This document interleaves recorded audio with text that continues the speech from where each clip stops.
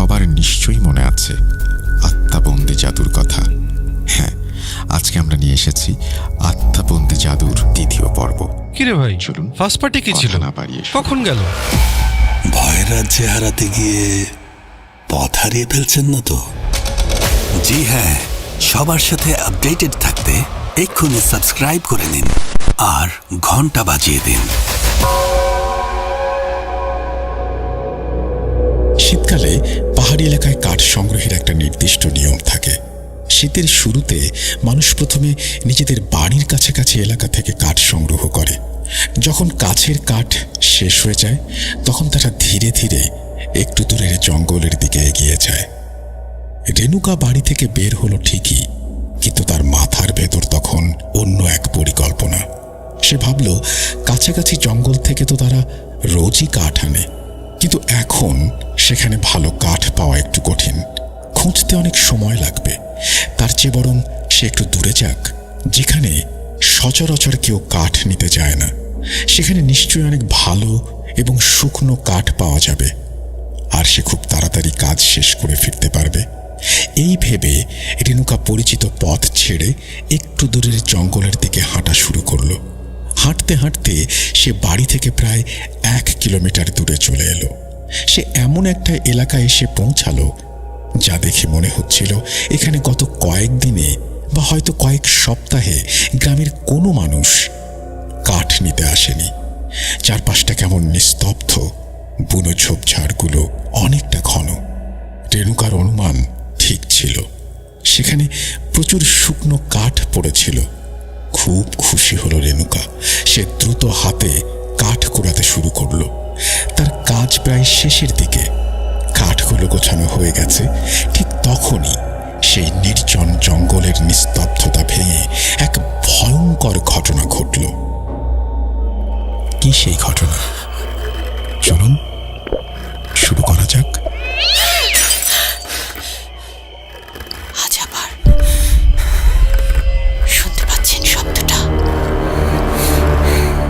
আমার আয়নার ভেতরে রোজ এভাবেই আসে।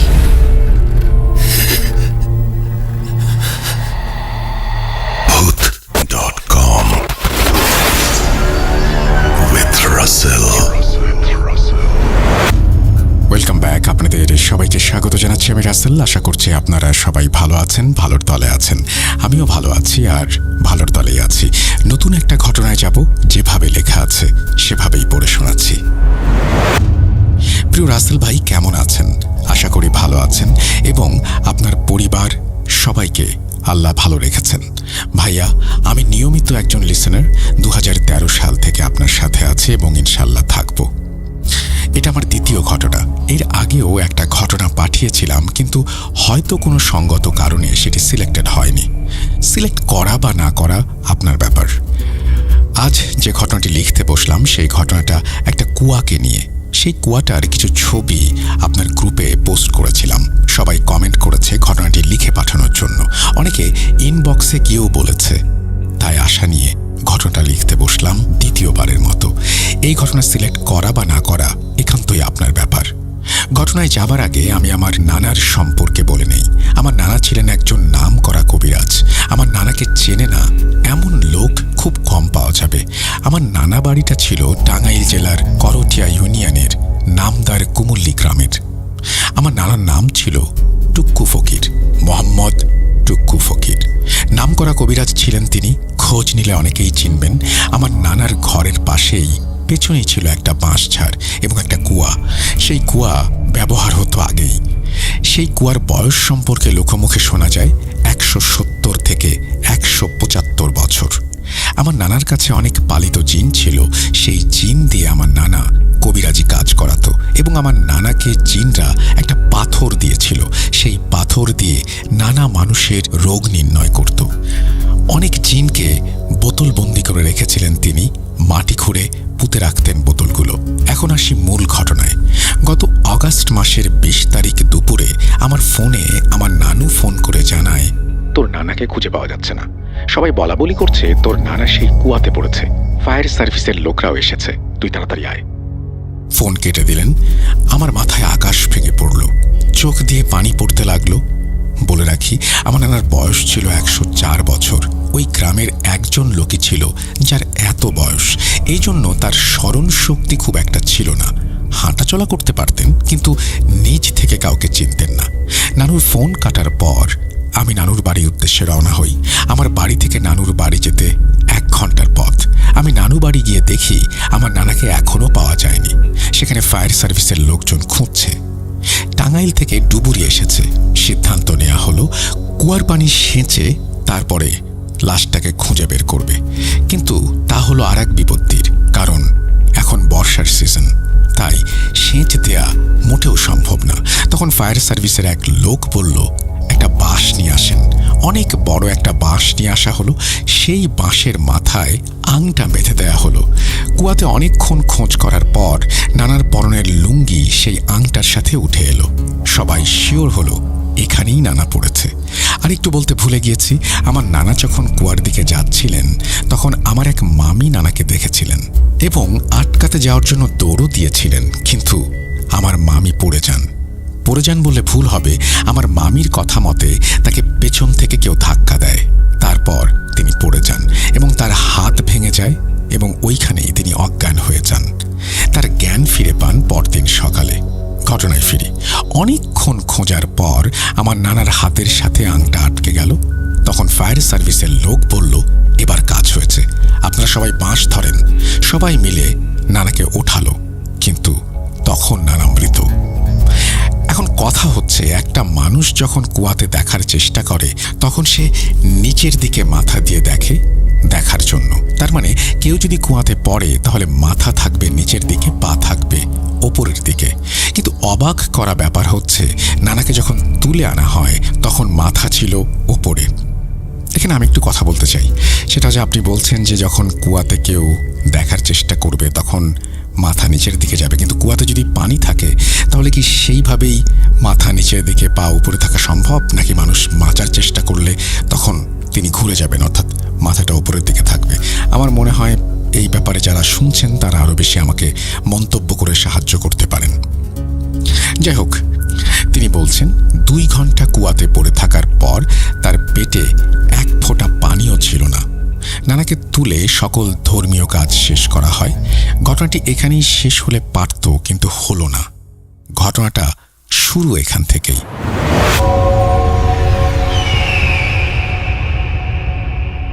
নানা মারা যাওয়ার 3 দিন পর নানার মেয়ে মানে আমার খালা দেখতে পায় আমার নানু সেই কুয়ার পাশে বসে আছে এবং সাদা রঙের একটা কাপড় পরে আছে। আমার খালাকে ডাকছে, কাছে আয়। আমার খালা তখন নানুর কাছে যাওয়ার জন্য পা বাড়ালেন। যখনই পা বাড়ালেন তখনই আমার খালা হঠাৎ করে মাটিতে পড়ে যান এবং অজ্ঞান হয়ে যান। আমার খালাকে সবাই মিলে ঘরে নিয়ে আসে এবং জ্ঞান ফেরানোর চেষ্টা করে। জ্ঞান না ফেরা পর্যন্ত অপেক্ষা করে। তারপর খালাকে সবাই সবকিছু জিজ্ঞেস করে। খালাও সবকিছু খুলে বলেন। সব শুনে নানু বলেন, আমি তো ওইখানে যাইনি। সবার বুঝতে বাকি রইল না কি হয়েছিল। তারপর 1 দিন পর আমার নানু দেখে আমার নানা কুয়ার পাড়ে বসে আছে, আমার নানুকে ডাকছে। এটা দেখে আমার নানু ভয়ে চিৎকার দিয়ে ওঠে। সাথে সাথে সবাই এসে নানুকে বলে, কি হয়েছে? আমার নানু মামাদের সব খুলে বলে। তখন সবাই চিন্তা করে এইভাবে চলতে থাকলে বড় কোনো দুর্ঘটনা ঘটবে। তাই সবাই মিলে সিদ্ধান্ত নেয় বড় কোনো হুজুর আনা হবে এবং এই সব কিছু চিরদিনের মতো বন্ধ করতে হবে। যে কথা সেই কাজ, হুজুর আনা হলো। সেদিন আমিও ছিলাম ওইখানে। হুজুর বাড়িতে পা রেখেই বললেন, আমি আজ বাড়িতে যাব না, এখানে বড় সমস্যা আছে, আমি আগামীকাল আসবো সন্ধ্যায়। তার পরের দিন হুজুর আসলেন সাথে একজন ছাত্র নিয়ে। এসে বললেন, ওই কুয়ার পাড়ের মাটি লাগবে 1 মুষ্টি। কিন্তু এই মাটি আনা এত সহজ না। কে আনতে যাবে এই মাটি? তখন কেউ রাজি হচ্ছিল না, সবাই ভয় পেয়েছে। তাই আমি বললাম, আমি আনবো। হুজুর তখন বললেন, তুমি যতটা সহজ মনে করছো ততটা সহজ নয়, এই কাজে অনেক সাহস প্রয়োজন। আমি বললাম, আল্লাহ ভরসা। তখন হুজুর আমার হাতে একটা তাবিজ বেঁধে দিলেন এবং পানি পড়া ছিটিয়ে দিলেন। তারপর হুজুর আমার নানাদের ঘরে গিয়ে বসলেন, একটা গোল বৃত্ত আঁকলেন। আমাকে বলে দিলেন, যা কিছুই হোক, তোমার চারপাশে যা কিছু ঘটুক, তুমি ভয় পাবে না, তোমাকে ওরা কিছু করতে পারবে না। তুমি মাটি নিয়ে পেছনে তাকাবে না। আমি চলে গেলাম মাটি আনতে। রাত তখন 10টা। আমি মাটি আনার জন্য যখন ঘর থেকে পা বাড়ালাম তখন চারদিকে শুরু হলো ঝড়। কুয়ার পাশের বাঁশ ঝাড়টা মনে হচ্ছে ভেঙে পড়বে। বাঁশগুলো মাটিতে এসে পড়ছে। আমি ভয় ভয় করে কোনোভাবে পৌঁছালাম এবং এক মুঠো মাটি আনার জন্য হাত দিলাম। মাটি মুঠো করে ধরতে পারলাম, কিন্তু সেই মাটি আমি তুলতে পারছিলাম না। মনে হচ্ছিল আমার হাত কেউ টেনে ধরছে। বিশ্বাস করেন রাসেল ভাই, এক মুঠো মাটি যে এতটা ভারী হতে পারে তা আমি কল্পনা করতে পারিনি। হুজুরের শিখিয়ে দেয়া দোয়া পড়তেই মাটিটা হালকা হয়ে গেল। আমি মাটি তুলে যেই না উঠতে যাব তখন যা দেখলাম তা দেখে রীতিমতো আমার শরীর ঠান্ডা হয়ে গেল। দেখলাম সেই কুয়া থেকে একটা হাত আমাকে ধরে ফেলেছে আর বলছে, কাজটা ঠিক করছিস না। এই মাটি নিয়ে যেতে পারবি না তুই। একজনকে খেয়েছি, এখন আর একজনকে খাবো। যদি বাঁচতে চাস মাটি রেখে যা, না হলে নির্বংশ করে ফেলবো। আমাকে যে আটকাতে আসবে তার মরতে হবে এই কুয়াতে। মাটি রেখে যা। এটা দেখে আমি আল্লাহ বলে হাতটা টান দিলাম এবং আমার হাতটা আমি ছাড়াতে পারলাম। হাত ছাড়িয়ে আমি দিলাম দৌড়। তখন পেছন থেকে শুধু একটা কথাই শুনতে পেলাম, কাজটা ভালো করলি না। সেই হাতটা ছিল লোমশ, আর সেই হাতের নখগুলো ছিল একটু বড়। কি লোমহর্ষক সেই হাত! যাই হোক, আমি মাটি নিয়ে হুজুরকে দিলাম এবং তাকে সব খুলে বললাম। হুজুর সেই মাটি দিয়ে একটি গোল বৃত্ত আঁকলেন এবং সেই বৃত্তে একজন ছাত্রকে বসালেন আর তার উপরে জিনটাকে হাজির করাবেন এটা ভাবলেন। যেই কথা সেই কাজ। হুজুর দোয়া পড়তে লাগলেন। ঘরের সব লাইট বন্ধ করে দেয়া হলো। 2টা মোমবাতি জ্বালানো হলো এবং চারদিকে গোলাপ জল ছিটিয়ে দেয়া হলো। অনেকক্ষণ দোয়া পড়ার পর সেই জিনটাকে হাজির করা হলো। তখন সেই বৃত্তের ভেতর থাকা ছাত্র বলে উঠল, তুই আমাকে কেন এখানে ডেকেছিস? তুই আমার কিছুই করতে পারবি না। যদি বাঁচতে চাস আমাকে জ্বালাস না, চলে যা, চলে যা। তখন হুজুর বললেন, তুই বেশি কথা বলা বন্ধ কর, আল্লাহকে ভয় কর। তুই কি বললি? আমাকে মেরে ফেলবি? দেখ কে কাকে মারে। এই বলে হুজুর পড়া পানি ছিটিয়ে দিল। তারপর হুজুর আবার বললেন, দেখ কেমন লাগে এখন, বল কেন এখানে এসেছিস, কি নাম তোর?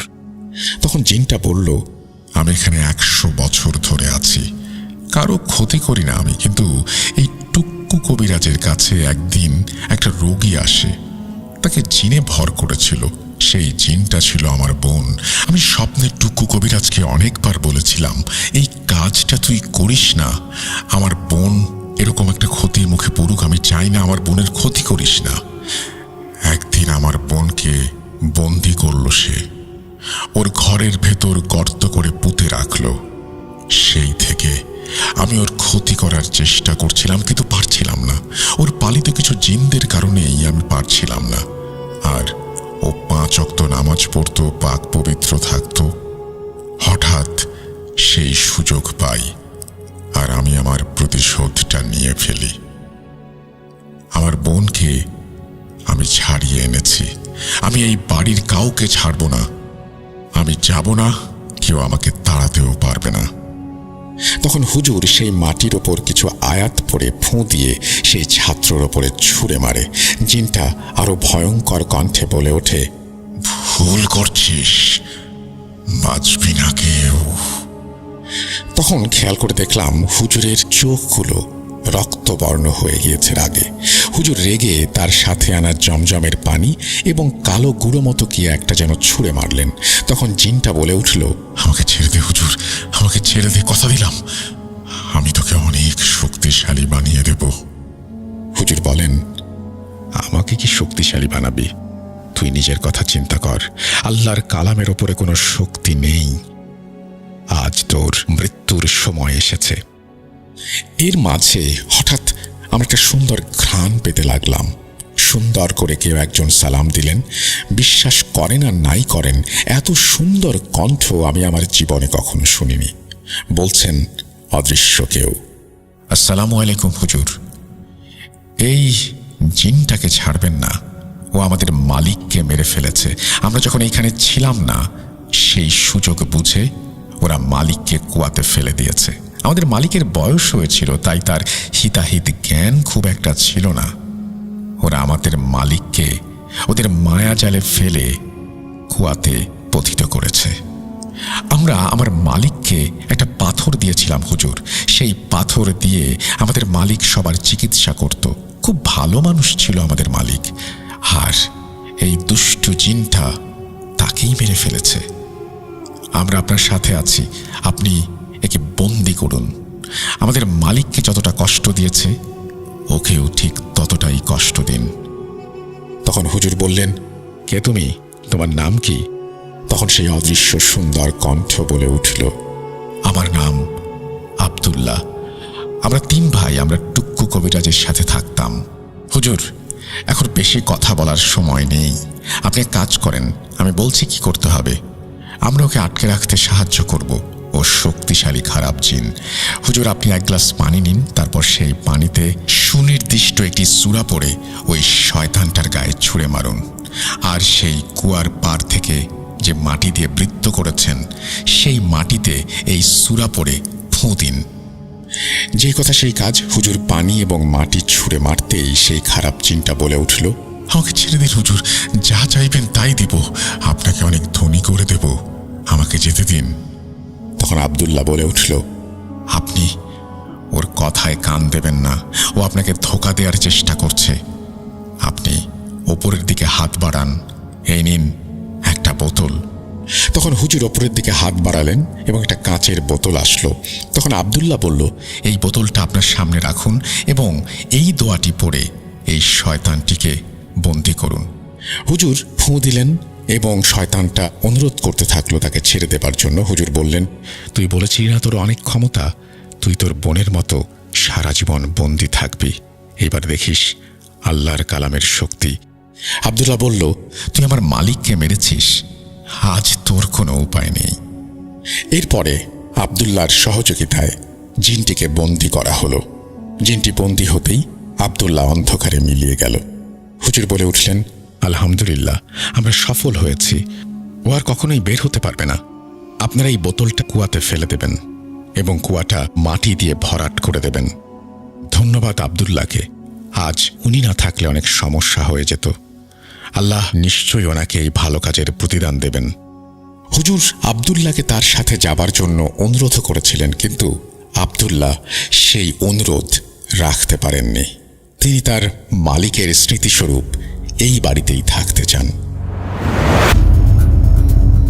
যাই হোক, এরপর মিষ্টি কণ্ঠটা মিলিয়ে যায়, অর্থাৎ আব্দুল্লাহর কণ্ঠটা যখন মিলিয়ে যায়, তখন সেই বোতলটাকে কুয়াতে ফেলে দেয়া হয় এবং কুয়াটাকে বন্ধ করে দেয়া হয়।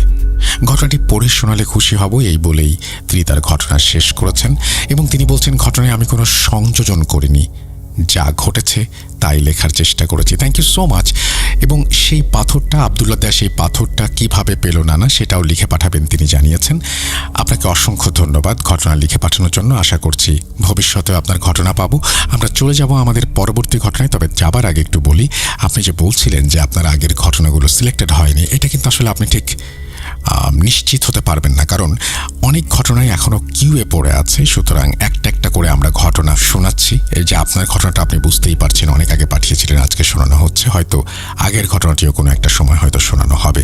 থ্যাংক ইউ সো মাচ আমাদের সঙ্গে থাকার জন্য। যারা ঘটনা পাঠাতে চান, আমাদের ইমেল অ্যাড্রেস russell.booth.com@gmail.com। আপনার নাম, ঠিকানা এবং ফোন নাম্বার সহ আপনার জীবনে ঘটে যাওয়া বা আপনার জানা সেরা ঘটনা লিখে পাঠিয়ে দিন আমাদের কাছে। ঘটনার শুরুতে অবশ্যই উল্লেখ করবেন ঘটনাটি আপনি স্টুডিওতে এসে শেয়ার করতে চান নাকি আপনি চান আপনার ঘটনা আমরা পড়ে শোনাই। আমরা চলে যাব আমাদের পরবর্তী ঘটনায়।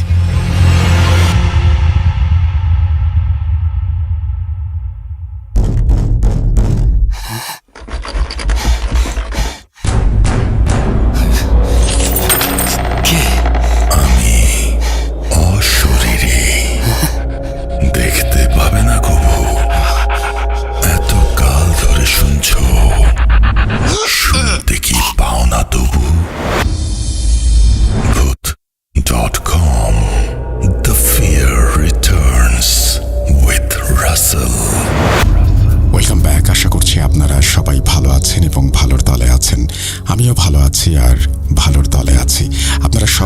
ফেব্রুয়ারি মাস মানেই 6 বছর পূর্ণ করবে ভূত.com।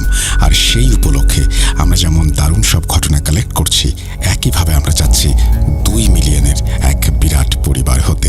অনেক বড় চাওয়া, তারপরেও চেষ্টা করতে ক্ষতি কি। নতুন একটা ঘটনায় যাচ্ছি, আশা করছি প্রথম থেকে শেষ পর্যন্ত শুনবেন। যেভাবে লেখা আছে সেভাবেই পড়ে শোনাচ্ছি। আসসালামু আলাইকুম। ভারতের হিমাচলের কথা হয়তো আপনারা কম বেশি শুনেছেন। পাহাড়ে ঘেরা সুন্দর একটি জায়গা, কিন্তু এই সুন্দর শহরের বুকেই বসবাস করত এক ভয়ঙ্কর বিভীষিকা, যার মুখোমুখি হয়েছিল রেণুকা, শয়তানের মন্দির। আজকের এই হাড় হিম করা ঘটনাটি আমার সাথে শেয়ার করেছেন পলাশ নামের এক ব্যক্তি। পলাশ জানান, এই ঘটনাটি তাদের গ্রামে ঘটেছিল আনুমানিক 2002 সালের দিকে। সে সময় পলাশের নিজের বয়স ছিল মাত্র 14 কি 15 বছর। ঘটনাটি ঘটেছিল পলাশের বাবার নিজের ভাইয়ের পরিবারের সাথে, অর্থাৎ পলাশের চাচার পরিবারের সাথে। যেহেতু এটা তার নিজের পরিবার, একদম কাছের আত্মীয়দের কাছ থেকে শোনা ঘটনা, তাই প্রতিটি বিষয় খুব স্পষ্টভাবে মনে আছে। ঠিক কিভাবে কি ঘটেছিল, ঘটনার ক্রম এবং ভয়াবহতা সবটাই তিনি খুব ভালো করে জানেন। সেই সময় তাদের বাড়ির আশেপাশেই রামু নামের এক ব্যক্তি বাস করতেন। রামু ছিলেন পলাশের চাচা। 2001 সালে রামুর বিয়ের বয়স হলে তার পরিবার তার জন্য পাত্রী দেখা শুরু করে। অনেক খোঁজাখুঁজির পর তাদের গ্রাম থেকে প্রায় 6 গ্রাম পরে একটি গ্রামে তারা একটি মেয়েকে পছন্দ করেন। মেয়েটির নাম ছিল রেণুকা। 2 পরিবারের সম্মতিতে এবং কোনো রকম বাধা বিপত্তি ছাড়াই খুব ধুমধাম করে রামু এবং রেণুকার বিয়ে হয়ে যায়। বিয়ের পর রীতি মেনে রেণুকা রামুর বাড়িতে এসে ওঠে। নতুন বউ হিসেবে সে ধীরে ধীরে এই নতুন গ্রাম, নতুন মানুষ এবং নতুন পরিবেশের সাথে পরিচিত হতে শুরু করে। শুরুর দিকে সে বেশিরভাগ সময় নিজের বাড়ির ভেতরেই থাকত, কিন্তু সেই সময় গ্রামের একটা খুব সুন্দর রেওয়াজ ছিল। যখনই গ্রামে কোনো বিয়ে বা অনুষ্ঠান হতো, বাড়ির শাশুড়িরা তাদের নতুন বউকে সাথে নিয়ে গ্রামের প্রতিটি বাড়িতে যেতেন। উদ্দেশ্য ছিল নতুন বউ যেন গ্রামের বাকি মানুষদের সাথে পরিচিত হতে পারে, সবার সাথে মেলামেশা করতে পারে এবং ভবিষ্যতে তার চলাফেরা করতে সুবিধে হয়। এই রেওয়াজ মেনেই রেণুকার শাশুড়িও তাকে নিয়ে গ্রামের বিভিন্ন বাড়িতে যেতেন, সবার সাথে পরিচয় করিয়ে দিতেন। এভাবেই রেণুকা ধীরে ধীরে গ্রামের মানুষদের চিনতে শুরু করে, তাদের সাথে মিশতে শুরু করে। কিন্তু গ্রামের ভৌগোলিক অবস্থান বা গ্রামের আশেপাশের পরিবেশ, জঙ্গল, রাস্তাঘাট সম্পর্কে তার তখনও খুব একটা পরিষ্কার ধারণা ছিল না। বিশেষ করে গ্রামের সীমানার বাইরে জঙ্গল বা নির্জন এলাকাগুলোতে সে তখনও ঘুরে দেখার সুযোগ পায়নি। বিয়ের কয়েক মাস কেটে গেল। 2002 সাল শুরু হয়েছে। সময়টা ছিল শীতকাল। পাহাড়ি এলাকায় শীতকাল মানেই হাড় কাঁপানো ঠান্ডা। এই সময়েই রেণুকার শাশুড়ি তাকে নিয়ে গ্রামের আশেপাশে একটু একটু করে বের হওয়া শুরু করলেন। তবে এই ঘোরার পেছনে একটা নির্দিষ্ট কারণ ছিল।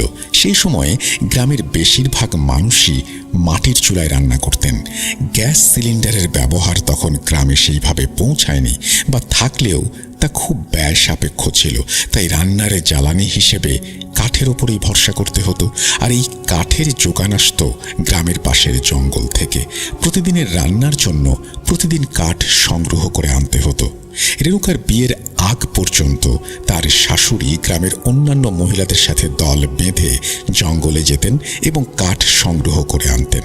এবং মাঝে মাঝে যদি শাশুড়ি কোনো কারণে যেতে না পারতেন, তবে তার ছেলে রামু কিংবা স্বামী, যারা দুজনেই পেশায় শ্রমিক বা মিস্ত্রি ছিলেন, তারা জঙ্গল থেকে কাঠ কেটে এনে দিতেন। মোদ্দা কথা, সংসার চালানোর জন্য প্রতিদিন তাদের কাঠের প্রয়োজন হতোই। কিন্তু বিয়ের পর কয়েক মাস কেটে যাওয়ার পর যখন রেণুকা বাড়ির বউ হিসেবে কিছুটা মানিয়ে নিল, তখন তার শাশুড়ি তাকেও নিজের সাথে জঙ্গলে নিয়ে যেতে শুরু করলেন। মাঝে মাঝে শাশুড়ি এবং বৌমা মিলে গল্প করতে করতে জঙ্গলে যেতেন এবং আশেপাশের এলাকা থেকে কাঠ কুড়িয়ে আনতেন। শীতকালে পাহাড়ি এলাকায় কাঠ সংগ্রহের একটা নির্দিষ্ট নিয়ম থাকে। শীতের শুরুতে মানুষ প্রথমে নিজেদের বাড়ির কাছাকাছি এলাকা থেকে কাঠ সংগ্রহ করে।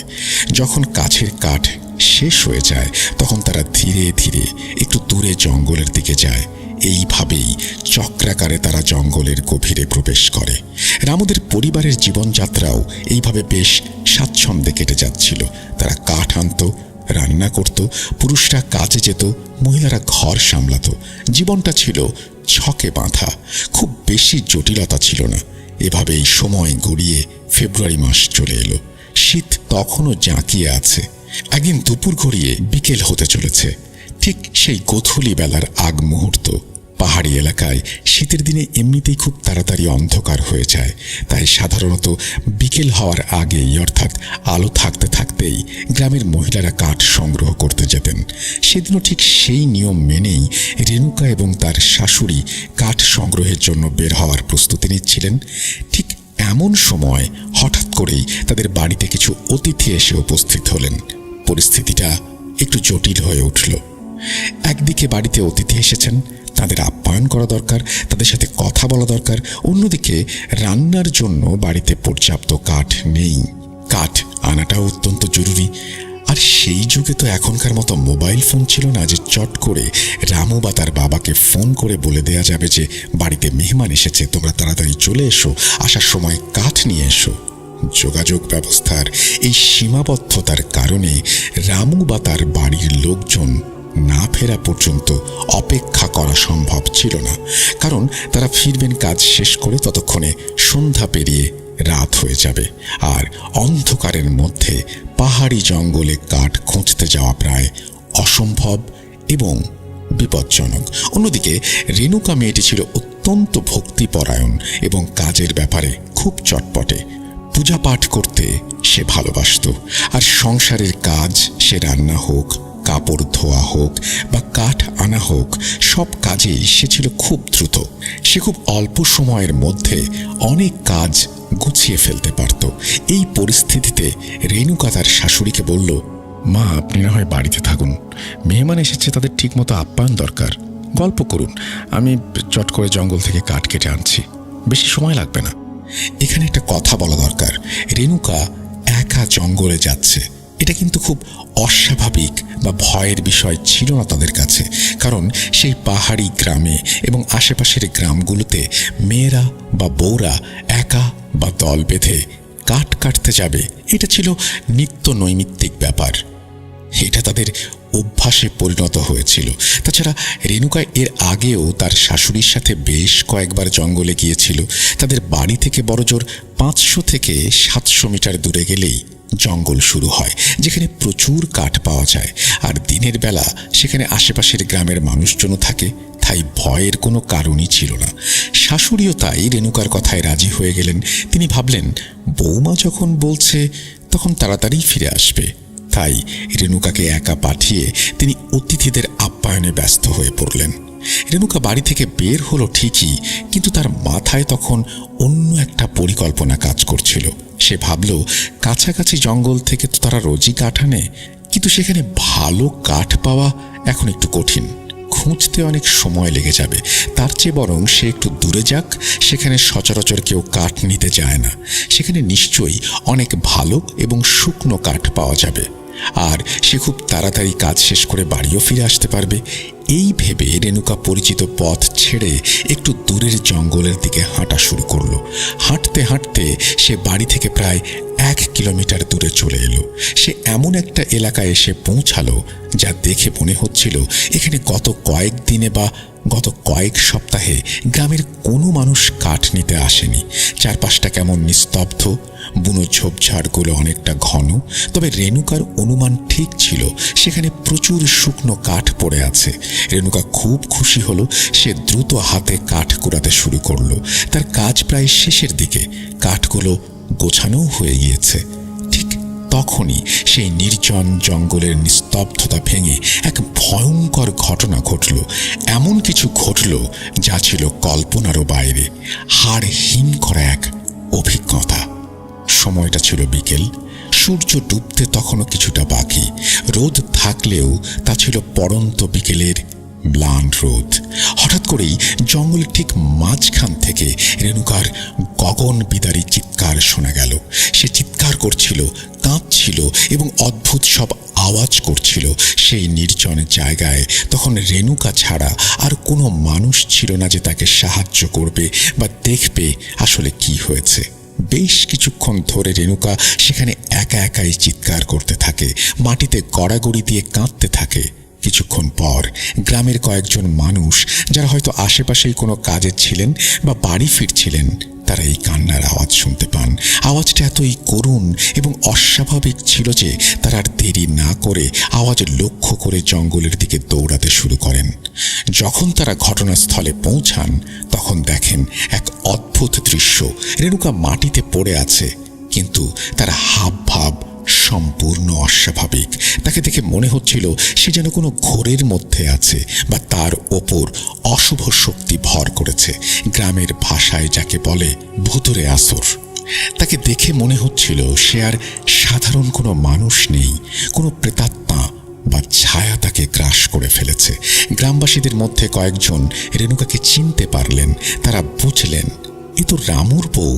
তারা কাল বিলম্ব না করে ধরাধরি করে রেণুকাকে সেখান থেকে তুললেন এবং তাকে তার বাড়িতে নিয়ে গেলেন। বাড়িতে পৌঁছে তারা রেণুকার শাশুড়ি এবং পরিবারের অন্য সদস্যদের জানালেন যে জঙ্গলে তারা রেণুকাকে কি অবস্থায় পেয়েছেন। তারা বললেন, ওকে দেখে মনে হচ্ছে ও খুব ভয় পেয়েছে বা খারাপ কিছুর কবলে পড়েছে, ওকে একটু বিশ্রাম নিতে দিন। আসলে সেই সময়ে গ্রামের মানুষের মনে একটা বিশ্বাস খুব প্রবল ছিল।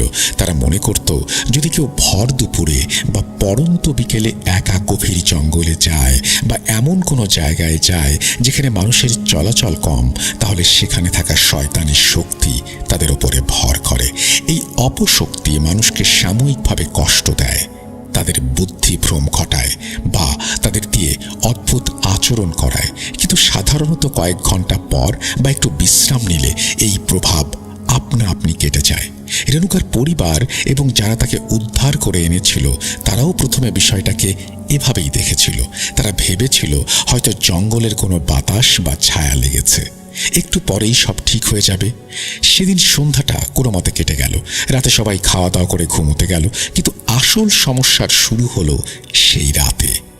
রামু এবং রেণুকা তাদের ঘরে ঘুমাচ্ছিল। মাঝরাতে হঠাৎ রামুর ঘুম ভেঙে যায়। সে খেয়াল করে তার পাশে শুয়ে থাকা রেণুকা অদ্ভুত আচরণ করছে।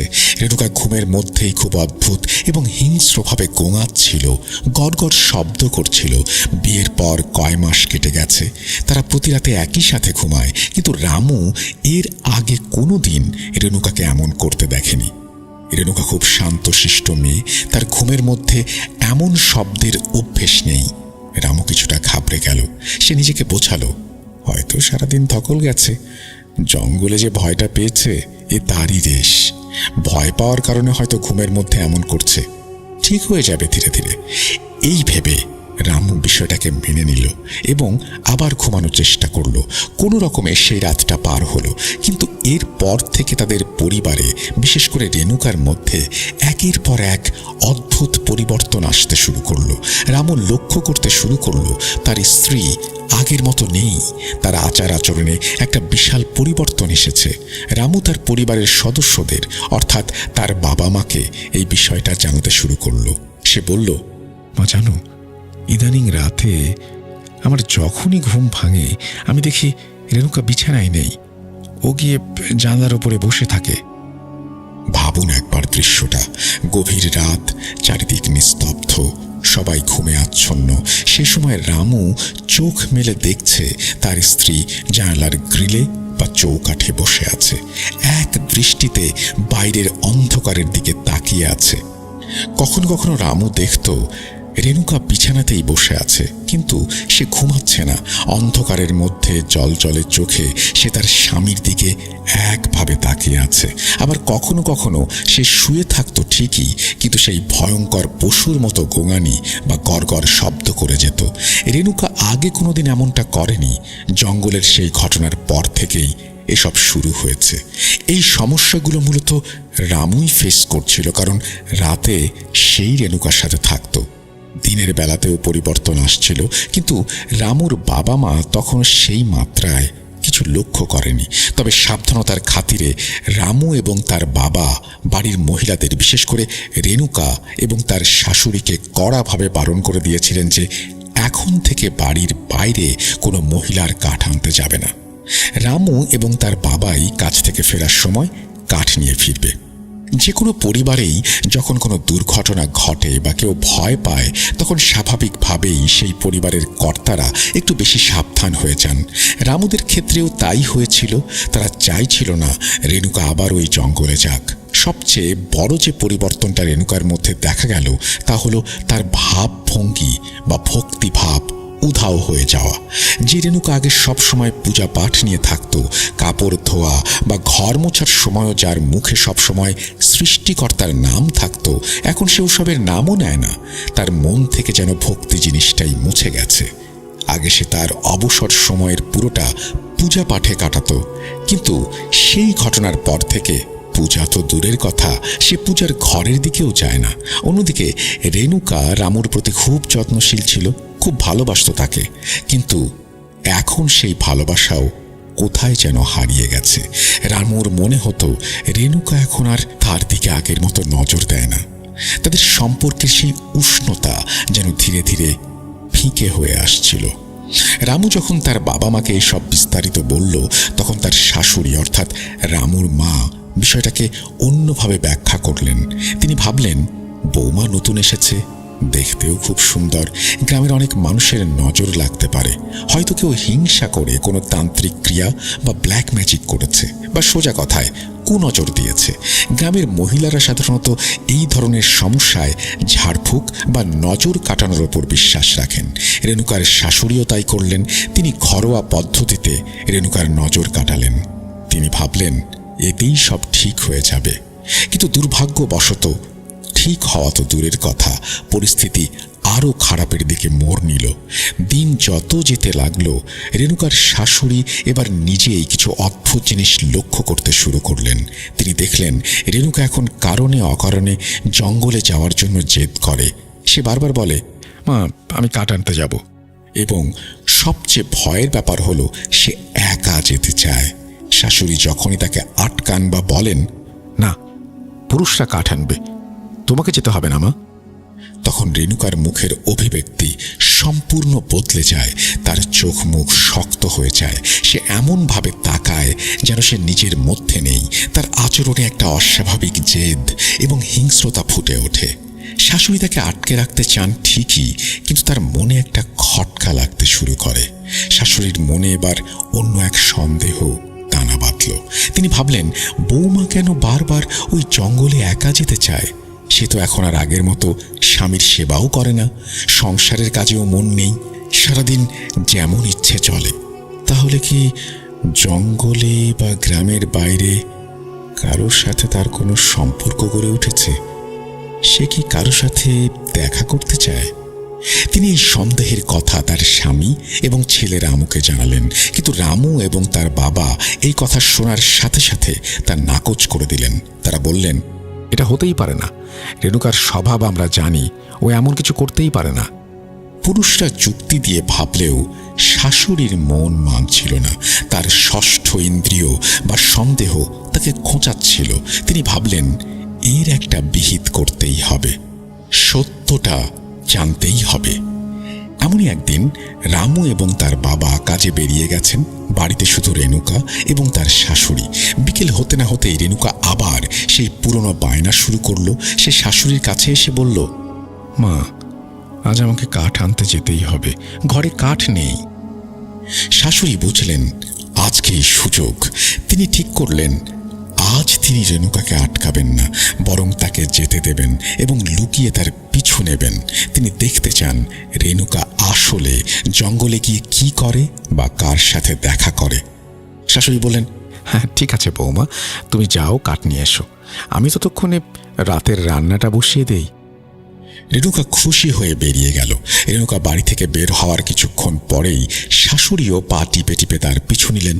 তিনি এমন দূরত্ব বজায় রেখে চলছিলেন যাতে রেণুকা তাকে দেখতে না পায়, কিন্তু তিনি রেণুকার উপর নজর রাখতে পারেন।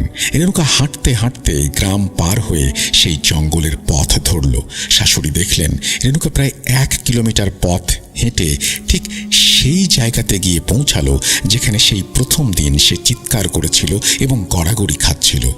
শাশুড়ি অবাক হলেন। তার মনে অনেক প্রশ্ন, কিন্তু তার সব প্রশ্নের উত্তর একটু পরেই চোখের সামনে ভেসে উঠল। সব ভুল ধারণা ভেঙে গেল। শাশুড়ি দেখলেন রেণুকা ওই নির্দিষ্ট জায়গা থেকে, অর্থাৎ যেখানে তাকে আগেরবার পাওয়া গিয়েছিল, সেখান থেকে আরো 100 মিটার ভেতরে এগিয়ে গেল। সেখানে ঘন ঝোপঝাড়ের আড়ালে একটা পুরনো জরাজীর্ণ মন্দির ছিল। মন্দিরটি আকারে ছোট, কিন্তু দেখলেই গা ছমছম করে। রেণুকা সোজা গিয়ে সেই মন্দিরের সামনে বসল। শাশুড়ি ঝোপের আড়ালে দাঁড়িয়ে সব দেখছিলেন। রেণুকার পিঠ ছিল শাশুড়ির দিকে আর মুখ ছিল মন্দিরের দিকে। সেখানে যা দৃশ্য তিনি দেখলেন তাতে তার রক্ত হিম হয়ে গেল। তিনি দেখলেন মন্দিরের এক পাশে বেশ কিছু কাঠ খুব সুন্দর করে আঁটি অবস্থায় বাঁধা। কাঠগুলো দেখে মনে হচ্ছিল সেগুলো একদম সদ্য কাটা এবং একদম টাটকা। সবচেয়ে আশ্চর্যের বিষয় হলো রেণুকা বাড়ি থেকে বের হয়েছে খুব বেশি হলে 20 থেকে 25 মিনিট। এই অল্প সময়ের মধ্যে জঙ্গলে এসে এতগুলো কাঠ কেটে সেগুলোকে গুছিয়ে আঁটি বাঁধা কোনো সাধারণ মানুষের পক্ষে অসম্ভব। এটা অন্য কোনো অলৌকিক শক্তি ছাড়া সম্ভব না। শাশুড়ি বুঝতে পারলেন এখানে নিশ্চয়ই কোনো অতি প্রাকৃত ব্যাপার আছে। কোনো মানুষ বা প্রেমিক এখানে নেই যে রেণুকার জন্য কাঠ কেটে অপেক্ষা করছে। শাশুড়ি ভয়ে ভয়ে ঝোপের আড়াল থেকে তাকিয়ে দেখলেন। তিনি ভাবলেন, দেখি কি হয়, হয়তো কোনো ছেলে আসবে। কিন্তু বেশ কিছুক্ষণ কেটে গেল, কেউ এলো না। রেণুকা একাই সেখানে বসে রইল। তারপর রেণুকা যা বলল তা শুনে শাশুড়ির পায়ের তলার মাটি সরে গেল। রেণুকা শাশুড়ির দিকে না তাকিয়েই পিঠ ফিরিয়ে রেখেই সম্পূর্ণ অন্য এক কণ্ঠস্বরে বলে উঠল, মা, আপনি বেরিয়ে আসুন। এখানে আমি ছাড়া কেউ নেই। আপনি যাকে খুঁজছেন বা সন্দেহ করছেন তেমন কোনো মানুষ এখানে নেই। এই কথা শোনার সাথে সাথে শাশুড়ির আর বুঝতে বাকি রইল না যে তার বৌমা আর স্বাভাবিক নেই। তার উপর নিশ্চয়ই কোনো ভয়ঙ্কর অশরীরী শক্তি ভর করেছে। শাশুড়ির ধৈর্যের বাঁধ ভেঙে গেল। তিনি আর নিজেকে সামলাতে পারলেন না। তিনি চিৎকার করে উঠলেন। তিনি পাগলের মতো চিৎকার করতে করতে গ্রামের দিকে দৌড়াতে চাইলেন। আবার বৌমার জন্য তার মায়াও হচ্ছিল। তার আর্তনাদ শুনে আশেপাশের ক্ষেতে বা জঙ্গলে যারা কাজ করছিল সবাই ছুটে এলো। গ্রামবাসীরা সে দেখল এক ভয়ানক দৃশ্য। রেণুকার শাশুড়ি মাটিতে বসে বিলাপ করছেন আর চিৎকার করছেন। রেণুকা সেই মন্দিরের সামনে বসে আছে, কিন্তু তার দৃষ্টি সম্পূর্ণ শূন্য। গ্রামবাসীরাও সেই মন্দির দেখে শিউরে উঠল, কারণ গ্রামের প্রবীণরা জানতেন এই মন্দিরের একটি অত্যন্ত কুখ্যাত এবং ভয়ঙ্কর ইতিহাস আছে। এই মন্দিরের আশেপাশে কেউ সচরাচর আসে না। গ্রামবাসীরা সাহস সঞ্চয় করে রেণুকা এবং তার শাশুড়িকে সেখান থেকে উদ্ধার করে বাড়িতে নিয়ে গেল। ততক্ষণে সন্ধ্যা হয়ে গেছে। খবর পেয়ে রামু এবং তার বাবাও কাজ ফেলে বাড়িতে ছুটে এলেন। গ্রামবাসীরা তাদের বিস্তারিত জানালো যে আজ রেণুকাকে ঠিক কোথায় কিভাবে পাওয়া গেছে এবং সে কোন মন্দিরের সামনে বসেছিল। সেই মন্দিরের নাম শুনে রামুর বাবার মুখ ফ্যাকাশে হয়ে গেল। তিনি বুঝতে পারলেন বিপদ কতটা গুরুতর। আপাতত পরিস্থিতিটা কিছুটা শান্ত হলো। রেণুকাকে ঘরে এনে বসানো হলো। সে চুপচাপ বসেছিল, যেন কিছুই হয়নি। তার শাশুড়িও নিজের ঘরে ফিরে কিছুটা আশ্বস্ত হলেন। কিন্তু রেণুকার আসলে কি হয়েছে বা তার ভেতরে কি চলছে সেটা তখনও কেউ পুরোপুরি আঁচ করতে পারছিল না। রামু এবং তার পরিবার সিদ্ধান্ত নিল যে পরের দিনই তারা গ্রামের কবিরাজের কাছে যাবে। পরের দিনটি ছিল শুভ দিন, তাই তারা ঠিক করলেন সকালেই রওনা দিতে হবে। রাত ঘনিয়ে এলো।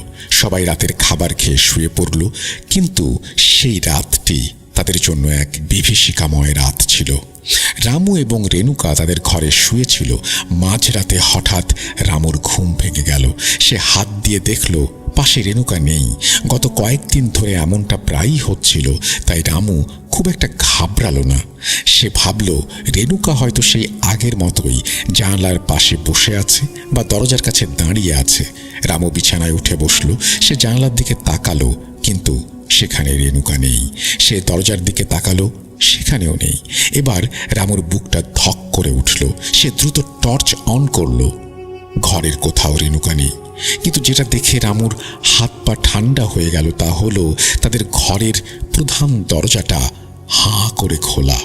তাদের দরজাটা ছিল অনেক ভারী কাঠের তৈরি। সেই দরজা খুললে ক্যাঁচ ক্যাঁচ করে বিকট শব্দ হয়। সেই শব্দে বাড়ির সবার ঘুম ভেঙে যাওয়ার কথা, অথচ আজ এত ভারী দরজাটা খুলে রেণুকা বেরিয়ে গেল, কিন্তু রামু বা বাড়ির অন্য কেউ ঘুম ভেঙে উঠল না। যেন কোনো মায়াজাল বা জাদুর প্রভাবে সবাইকে ঘুমে আচ্ছন্ন করে রাখা হয়েছিল। রামু বুঝল সর্বনাশ হয়ে গেছে। রেণুকা আবার চলে গেছে। সে নিশ্চয়ই আবার সেই অশুভ শক্তির প্রভাবে বাইরে গেছে। রামু চিৎকার করে বাড়ির সবাইকে ডাকলো। সবাই মিলে হন্তদন্ত হয়ে বেরিয়ে এলো। তারা রেণুকাকে খোঁজার জন্য এদিক ওদিক ছুটাছুটি শুরু করলো। তারা যখন বাড়ির গেট পেরিয়ে রাস্তায় নামবে, ঠিক তখনই পাশের গ্রাম থেকে এক বৃদ্ধ মানুষ হাঁপাতে হাঁপাতে দৌড়ে এলেন। এই গ্রামটি সেই জঙ্গলের কাছেই ছিল যেখানে রেণুকাকে পাওয়া গিয়েছিল। বৃদ্ধ লোকটি বললেন, তোমরা এখানে দাঁড়িয়ে আছো? তোমাদের বৌমা তো ওই জঙ্গলের মন্দিরে বসে আছে, তাড়াতাড়ি চলো। খবরটা শোনা মাত্র রামু এবং তার পরিবারের লোকজন, সাথে গ্রামের আরো কিছু মানুষ মশাল আর আলো নিয়ে সেই মন্দিরের দিকে দৌড় দিল। সেখানে পৌঁছে তারা যা দেখল তা কোনোদিন ভোলার নয়। গ্রামের অনেক মানুষ সেখানে গোল হয়ে দাঁড়িয়ে আছে, আর মাঝখানে সেই মন্দিরের সামনে বসে রেণুকা হাসিতে ফেটে পড়ছে। ভয়ঙ্কর হাসি। সেই হাসির শব্দে গোটা জঙ্গল যেন কেঁপে উঠছিল। কোনো সাধারণ মানুষের পক্ষে এভাবে হাসা সম্ভব নয়। তার চুলগুলো এলোমেলো, আর সে বিচিত্র ভঙ্গিতে শরীর দুলিয়ে হাসছে। স্পষ্টভাবে বোঝা যাচ্ছিল এখন সে পুরোপুরি অপ্রকৃতস্থ। সেই মন্দিরের শয়তান তার ওপর পূর্ণ অধিকার বিস্তার করেছে। গ্রামের সাহসী যুবকরা এবং রামুর পরিবারের লোকেরা মিলে অনেক কষ্টে রেণুকাকে বাগে আনলো। সে প্রচণ্ড শক্তি দেখাচ্ছিল, কিন্তু শেষমেশ তাকে কোনোভাবে ধরে বেঁধে বাড়িতে নিয়ে আসা হলো। কিন্তু বাড়িতে আনার পরেও তাকে শান্ত করা যাচ্ছিল না। সারা রাত তাকে বিছানার সাথে দড়ি দিয়ে বেঁধে রাখতে হলো। বাড়ির কেউ এক মুহূর্তের জন্য চোখের পাতা এক করতে পারল না। গ্রামের কিছু বয়োজ্যেষ্ঠ মানুষ যারা ঝাড়ফুঁক বা তান্ত্রিক ক্রিয়া সম্পর্কে কিছুটা জানতেন, তারা সারা রাত সেখানে পাহারায় রইলেন এবং মন্ত্রপাঠ করতে থাকলেন, যাতে রেণুকা নিজের বা অন্যের ক্ষতি করতে না পারে। অবশেষে সেই বিভীষিকাময় রাত শেষ হলো। ভোরের আলো ফুটতেই পরিবারের লোকেরা কাল বিলম্ব না করে রেণুকাকে নিয়ে সেই কবিরাজের কাছে ছুটল। সেখানে পৌঁছে তারা তার পায়ে লুটিয়ে পড়ল এবং আগের দিনের সব ঘটনা বিস্তারিত জানালো। কবিরাজ গভীর ধ্যানে মগ্ন হলেন। তিনি তার আধ্যাত্মিক শক্তি দিয়ে দেখার চেষ্টা করলেন আসলে কি ঘটেছে। যেহেতু সে ওই এলাকারই মানুষ, তাই তিনি আশেপাশের সব মন্দির এবং তাদের ইতিহাস সম্পর্কে জানতেন। যখন তিনি শুনলেন যে রেণুকাকে ওই নির্দিষ্ট জরাজীর্ণ মন্দিরের সামনে পাওয়া গেছে, তখন তিনি গম্ভীর হয়ে গেলেন। তিনি তখন সেই মন্দিরের আসল এবং ভয়ঙ্কর ইতিহাস সবার সামনে তুলে ধরলেন। তিনি বললেন, তোমরা যেটাকে মন্দির ভাবছ, ওটা আসলে কোনো দেবতার মন্দির নয়। ওটা হলো শয়তানের আস্তানা। বহু বছর আগে ওই গ্রামে একজন মহিলা ছিল যে কালো জাদু করত। সে ওই মন্দিরে বসে শয়তানি শক্তির পূজা করত। সে তার সারা জীবন এই অশুভ কাজের পেছনেই ব্যয় করেছিল। মৃত্যুর আগে সে তার শয়তানি শক্তি এবং মন্দিরের দায়িত্ব তার পুত্রবধূর হাতে তুলে দিয়ে যায়। তার পুত্রবধূর নাম ছিল সূচি।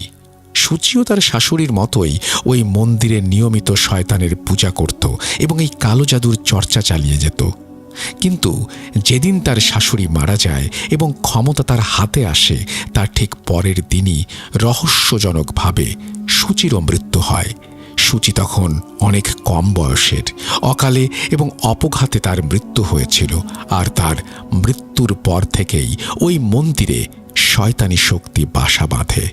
তখন থেকেই ওই মন্দিরের একটা অভিশাপ আছে। নতুন বিবাহিত মেয়ে বা বউ ওই মন্দিরের আশেপাশে যদি যায়, তাহলে শয়তানি শক্তি তাদের উপরে ভর করে। সে তাদের শরীর দখল করে নেয় এবং জীবন ধ্বংস করে দেয়।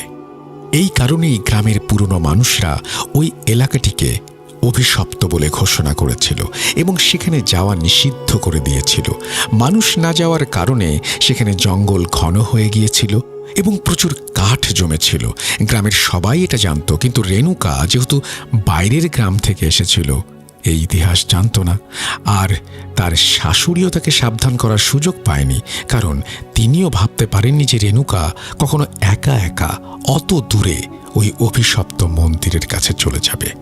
রেণুকার ভাগ্যের ফেরে সে ঠিক ওই জায়গাটিকেই বেছে নিয়েছিল কাঠ কাটার জন্য। কবিরাজ এরপর দেবতাকে স্মরণ করে কিছু বিশেষ মন্ত্রপুত চাল এবং ফল রামুর হাতে দিলেন।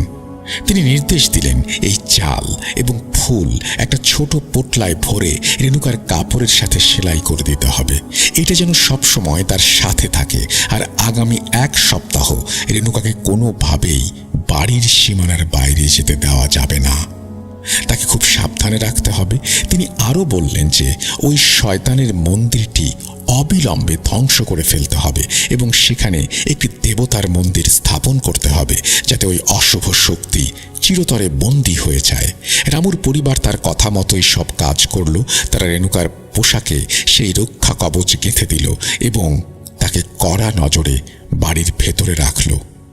অন্যদিকে গ্রামবাসীরা মিলে সেই অভিশপ্ত মন্দিরটি ভেঙে গুড়িয়ে দিল এবং সেখানে ঘটা করে পুজো দিয়ে একটি দেবতার মন্দির তৈরি করল। আশ্চর্যজনকভাবে এই কাজগুলো করার পর থেকে রেণুকার আচরণে পরিবর্তন আসতে শুরু করলো। সে ধীরে ধীরে সুস্থ হয়ে উঠল। তার সেই হিংস্র ভাব, সেই গোঙানি, সেই অট্টহাসি সব উধাও হয়ে গেল। সে আবার আগের মতোই শান্ত, ভক্তিপরায়ণ হয়ে উঠল। এই ঘটনাটি 2002 সালের। তারপর থেকে আজ পর্যন্ত সেখানে আর কোনো অশুভ ঘটনা ঘটেনি। কিন্তু এই ঘটনাটি প্রমাণ করে যে বড়রা বা বুজুর্গরা যেসব বিধি নিষেধের কথা বলে যান সেগুলো ফেলনা নয়, তার পেছনে কোনো না কোনো সত্য বা কারণ লুকিয়ে থাকে। এই ছিল আজকের ঘটনা যা পলাশ ভাই আমার সাথে শেয়ার করেছেন। আজকের মতো আমি সিফাত আলম বিদায় নিচ্ছি। আসসালামু আলাইকুম। এই বলেই এই ঘটনাটি শেষ করেছেন সিফাত আলম। তিনিই সংগ্রহ করেছেন পলাশ ভাইয়ের কাছ থেকে এই ঘটনাটি। আশা করছি যারা শুনলেন তাদের ভালো লেগেছে। আমরা চলে যাব আমাদের পরবর্তী ঘটনায়।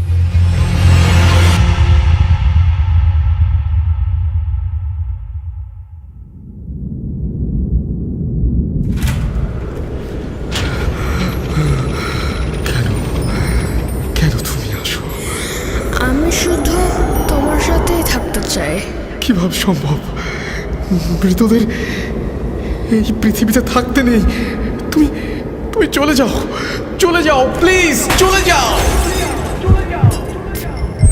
সবটাই কি ইলুশন, নাকি অন্য জগতের কেউ কখনো হাজির হয়ে যায় চোখের পলকে? ভূত.com with Russell। Welcome back. আশা করছি আপনারা সবাই ভালো আছেন, ভালোর দলে আছেন। আমিও ভালো আছি আর ভালোর দলে আছি। আপনারা সবাই জানেন যে আমরা বাংলাদেশের বিভিন্ন স্থানে আমাদের স্টুডিও নিয়ে যাওয়ার চেষ্টা করছি, যাতে আপনারা যেখানে থাকেন তার কাছাকাছি কোনো একটি জায়গায় এসে আপনাদের ঘটনাগুলো শেয়ার করে যেতে পারেন। সবার আগে এটিতে সাড়া দিয়ে এগিয়ে এসেছেন সাবিত সিফাত এবং রোহান। সাবিত সিফাত ময়মনসিংহ এবং তার আশেপাশের অঞ্চলের ঘটনাগুলো সংগ্রহ করছেন। অর্থাৎ ময়মনসিংহ এবং তার আশেপাশের এলাকার কেউ চাইলেই এখন আমাদের ওইখানকার স্টুডিওতে গিয়ে ঘটনা শেয়ার করে ফেলতে পারেন। আর রোহান কুষ্টিয়া, ঈশ্বরদী, পাবনা এই সমস্ত জায়গাগুলোকে কভার করার চেষ্টা করছেন। দেখা যাক আমরা কতটা পারি। আপনারা সাথে থাকলে ইনশাল্লাহ এই কাজটি খুব দ্রুত গতিতে এগিয়ে যাবে। যাই হোক, এখন কথা না বাড়িয়ে আমরা এমন একটা ঘটনায় যাব যে ঘটনাটি সাবিত আলম আমাদেরকে পাঠিয়েছেন এবং তিনি তার স্টুডিওতেই এই ঘটনাটি রেকর্ড করেছেন একজন স্থানীয় স্টোরি টেলারের কাছ থেকে। আসসালামু আলাইকুম ডিয়ার লিসেনার্স, আশা করি সকলেই ভালো আছেন এবং সুস্থ আছেন। আমি মোহাম্মদ সাবিত আলম বলছি ময়মনসিংহ বিভাগ থেকে। আমাদের আজকের স্টুডিও সেশনে আমাদের সাথে উপস্থিত আছেন আমাদের একজন অতিথি। কথা না বাড়িয়ে সরাসরি চলে যাব অতিথির কাছে, অতিথির ঘটনা শুনতে।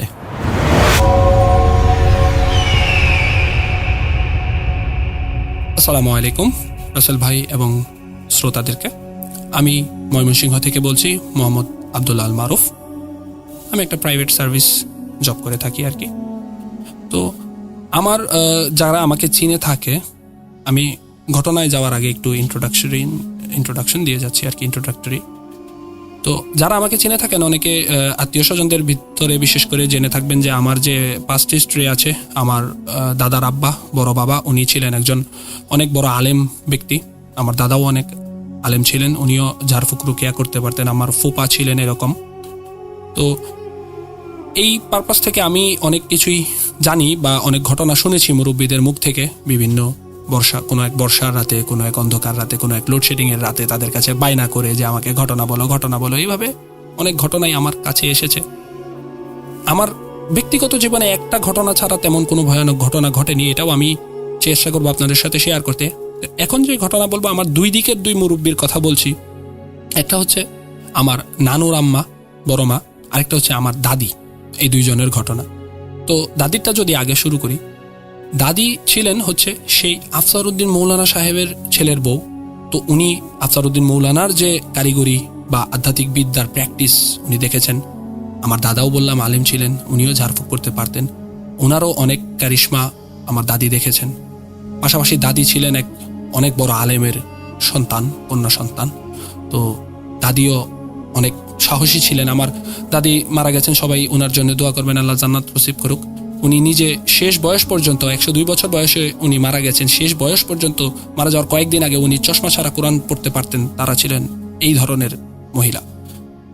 তো আমার দাদি এই ধরনের অনেক ঘটনার সাথে ইউজ টু থাকার কারণে উনার ভিতরে একটা অন্যরকম সাহস ছিল। আর ঘটনা যেটা বলবো, ছোট ছোট কোনো ঘটনা, এটা বিশেষ কোনো বড় ঘটনা নয়। আমার ছোট ফুপুর মুখ থেকে শোনা। আমার ছোট ফুপু একবার আমাকে বললেন, তোর দাদি কে ছিল তুই জানোস? বললাম, না, এমন কি হয়েছে? তোর দাদির সাহস তোদের সবার সাহস মিলে হবে না। আমি বললাম, কেন? আমাদের বাড়িতে আমরা প্রায়ই দেখতাম যে রাত্রে আমরা ঘুমায় পড়বো এরকম সময়, যখন বাহিরের মানে বাইডেক বলতো আর কি, বাইডেকের সবকিছু যখন লক করে বাসায় তারা ঘুমানোর জন্য শুতেন, তখন বাহিরে যে রান্নাঘর ছিল, রান্নাঘর থেকে প্রায়শই এমন আওয়াজ আসতো যে প্রচুর হুলুস্থুলু রান্না হচ্ছে, অনেক কিছু।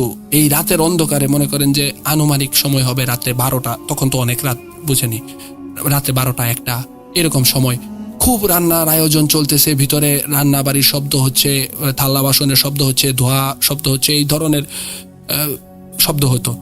তো মাঝে মধ্যে দাদি এটাকে নিত, উনি খুব কি বলে ফানি উপায়ে। দাদি মাঝে মধ্যে বিরক্ত হয়ে বলতেন, দেখছে আজকে কি শুরু করছে, আজকে কি এত আয়োজনটা। দাদি এই ধরনের কথা নিজের মনে আনমনে বলে ফেলতেন প্রায়।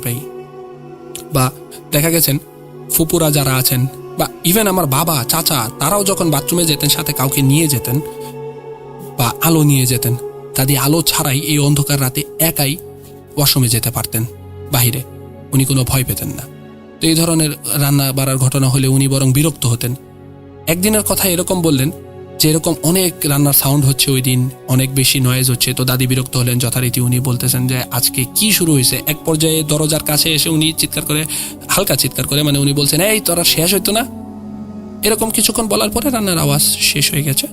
শেষ হয়ে যাওয়ার পরে যখন ওনারা তো বিছানায় শোয়া পরে, তো বিছানার কাছে যে জানালাটা, বাড়ি থেকে বের হওয়ার রাস্তা, এই জানালার কাছ দিয়ে কেউ একজন যাওয়ার সময় দুটো কাশি দিয়েছে মহিলা কণ্ঠে, অনুমতির যে কাশি হয় এরকম আর কি, এরকম কিছু। তো দাদি মানে খুব হেয়ালির সুরে, মানে আমি চিন্তা করতেছি ওনার সাহসের লেভেলটা, দাদি খুব হেয়ালির সুরে বলছেন, হয়েছে বুঝিয়ালা জানে। তো উনি বলতেছেন, হয়েছে বুঝিয়ালা জানে। তো কেউ একজন ওইখানে ছিল বা কোনো একটা কিছু ছিল যারা ওই সময় আমাদের হয়তো বা রান্নাঘর ইউজ করেছে বা কিছু একটা তাদের করেছে। আবার যাওয়ার সময় হচ্ছে তাদের একটা কমিউনিকেশন পর্যন্ত বিল্ড আপ ছিল, যাওয়ার সময় অনুমতি নিয়ে গেছে। এবং দাদি এটাকে খুবই হেয়ালি সুরে, সুপিরিয়রিটি দেখিয়ে উনি বলেছেন, হয়েছে বুঝছি। এই ধরনের কিছু ঘটনা ছিল। এটা শুনেছি দাদির সাহসের কথা। আর এখন যেটা বলবো এটা হচ্ছে আমার নানুর মুখ থেকে শোনা, নানুর হচ্ছে মা যে আছেন, বড় মা, তার ঘটনা। তো এরকম একটা ঘটনার কথা বলবো। একদিন রাতে, ওই দিন হচ্ছে আমার যে নানুমনির যে হচ্ছে 2 ভাই, তারা একসাথে মাছ ধরতে যাবে তো ওই দুই নানা যখন মাছ ধরতে যাবে, বড় মার কাছে অনুমতি নিয়ে বলে গেছে যে তারা হচ্ছে তাদের আম্মাকে মায়া ডাকতো, খুবই সুন্দর একটা ডাক। তো বলতেছে যে মায়া, আমরা মাছ ধরবার গেলাম আজকে নদীতে, তে আমরা আইতে আইতে সকাল হয়ে যাব, তুমি হইতে হইরো, ঘুমায় পড়ো আর কি। তো এরকম বলে তারা মাছ ধরতে চলে গেছে। মাছ ধরতে চলে যাওয়ার পরে আনুমানিক সময় এটা তো বলতে পারি না, হয়তো বা তাহাজ্জুদের নামাজের আশেপাশে, এখন তাহাজ্জুদ যে যখন পরে হইতে ধরে নেন না 2টা বাজে বা এরকম সময়। তো ভিতরে বড় মা শুয়ে রয়েছেন। তো এই মুহূর্তে এসে কেউ একজন ডাকতেছে, মায়া মায়া মায়া, দরজাটা খুলুন। তো এটা নানা ভাইয়ের কণ্ঠই ছিল, বিশেষ করে ছোট নানা ভাই শাহ আলিমির, উনার ঘটনা, উনার কণ্ঠে ডাক দিয়েছে। তো বড় মা হচ্ছে চিন্তা করতেছে যে তারা তো মাছ ধরতে গেছে এবং বলে গেল আস্তে আস্তে সকাল হয়ে যাবে, তাহলে এত তাড়াতাড়ি আসলো কে, কোনো কি সমস্যাই হইলো কিনা। তো বড় মার উপস্থিত বুদ্ধি এরকম ছিল, তো উনি করছে কি, ভিতরে যে কুপির মধ্যে একটু আগুন ছিল, এটা নিভু নিভু করে রাখে যে হারিকেনের আলোটা, এরকম কিছু ছিল তা। আর ওনার ঘরের ভিতরে খড় ছিল, তো উনি খড় দিয়ে মুঠো করে একটা মশালের মতো কিছু একটা বানিয়ে ওইখান থেকে আগুন ধরিয়ে, কি আলো তো লাগবে, দেখতে হবে।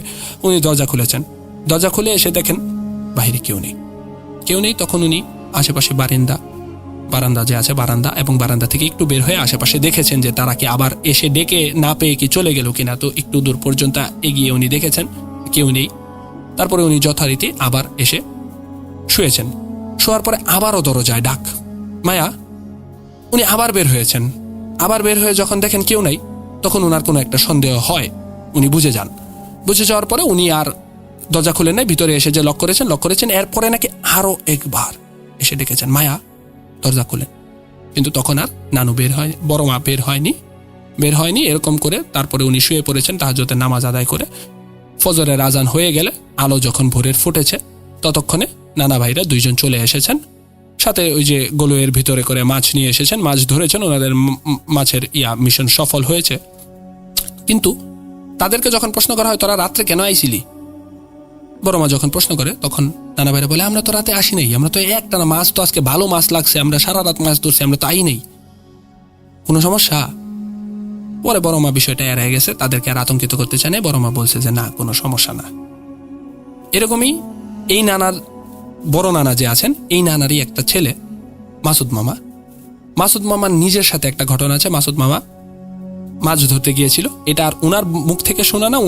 উনার সাথে কি হয়েছিল এটা আমরা আজ পর্যন্ত জানি না। মাসুদ মামা এই ব্যাপারে কথা বলতে রাজি না। কিন্তু মাসুদ মামাকে একবার কাদার ভিতরে একবারে উল্টো করে যে গেথে রাখে, এরকম অবস্থায় পাওয়া গেছিল। উনি রাত্রে মাছ ধরতে গিয়েছিলেন, পরে পাশ দিয়ে আরো কিছু মাছ ধরার লোক যাচ্ছিল, দেরি হলে হয়তো বা কোনো একটা অ্যাক্সিডেন্ট হয়ে যেত।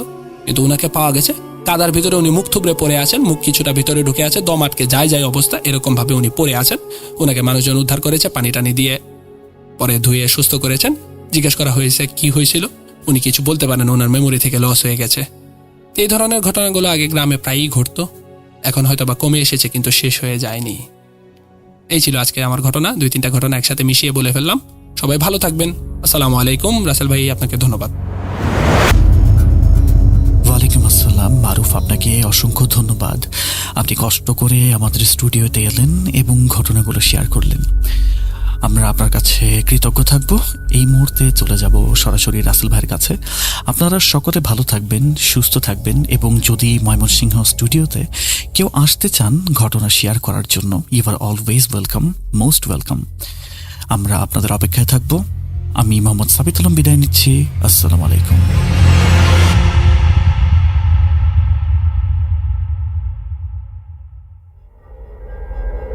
Spirit, be here with me.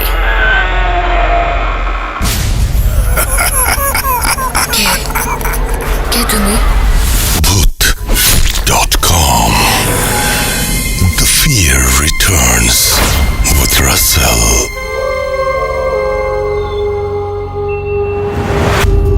Welcome back. আশা করছি আপনারা সবাই ভালো আছেন এবং ভালোর দলে আছেন। আমিও ভালো আছি আর ভালোর দলে আছি। আর এই মুহূর্তে যে ঘটনাটি আমি আপনাদের শোনাতে যাচ্ছি সেটি আমাদের পাঠিয়েছেন সিফাত সাইদ, এবং তিনি যুক্তরাজ্যে থাকেন, সেখান থেকে চমৎকার সব ঘটনা পাঠান। আমি খুবই পছন্দ করি তার ঘটনা। আশা করছি আপনাদেরও ভালো লাগবে। কোনো কথা না বাড়িয়ে সরাসরি চলে যাব তার ঘটনায়। আশা করছি প্রথম থেকে শেষ পর্যন্ত শুনবেন এবং ভালো লাগবে আপনাদের। চলুন শুরু করা যাক।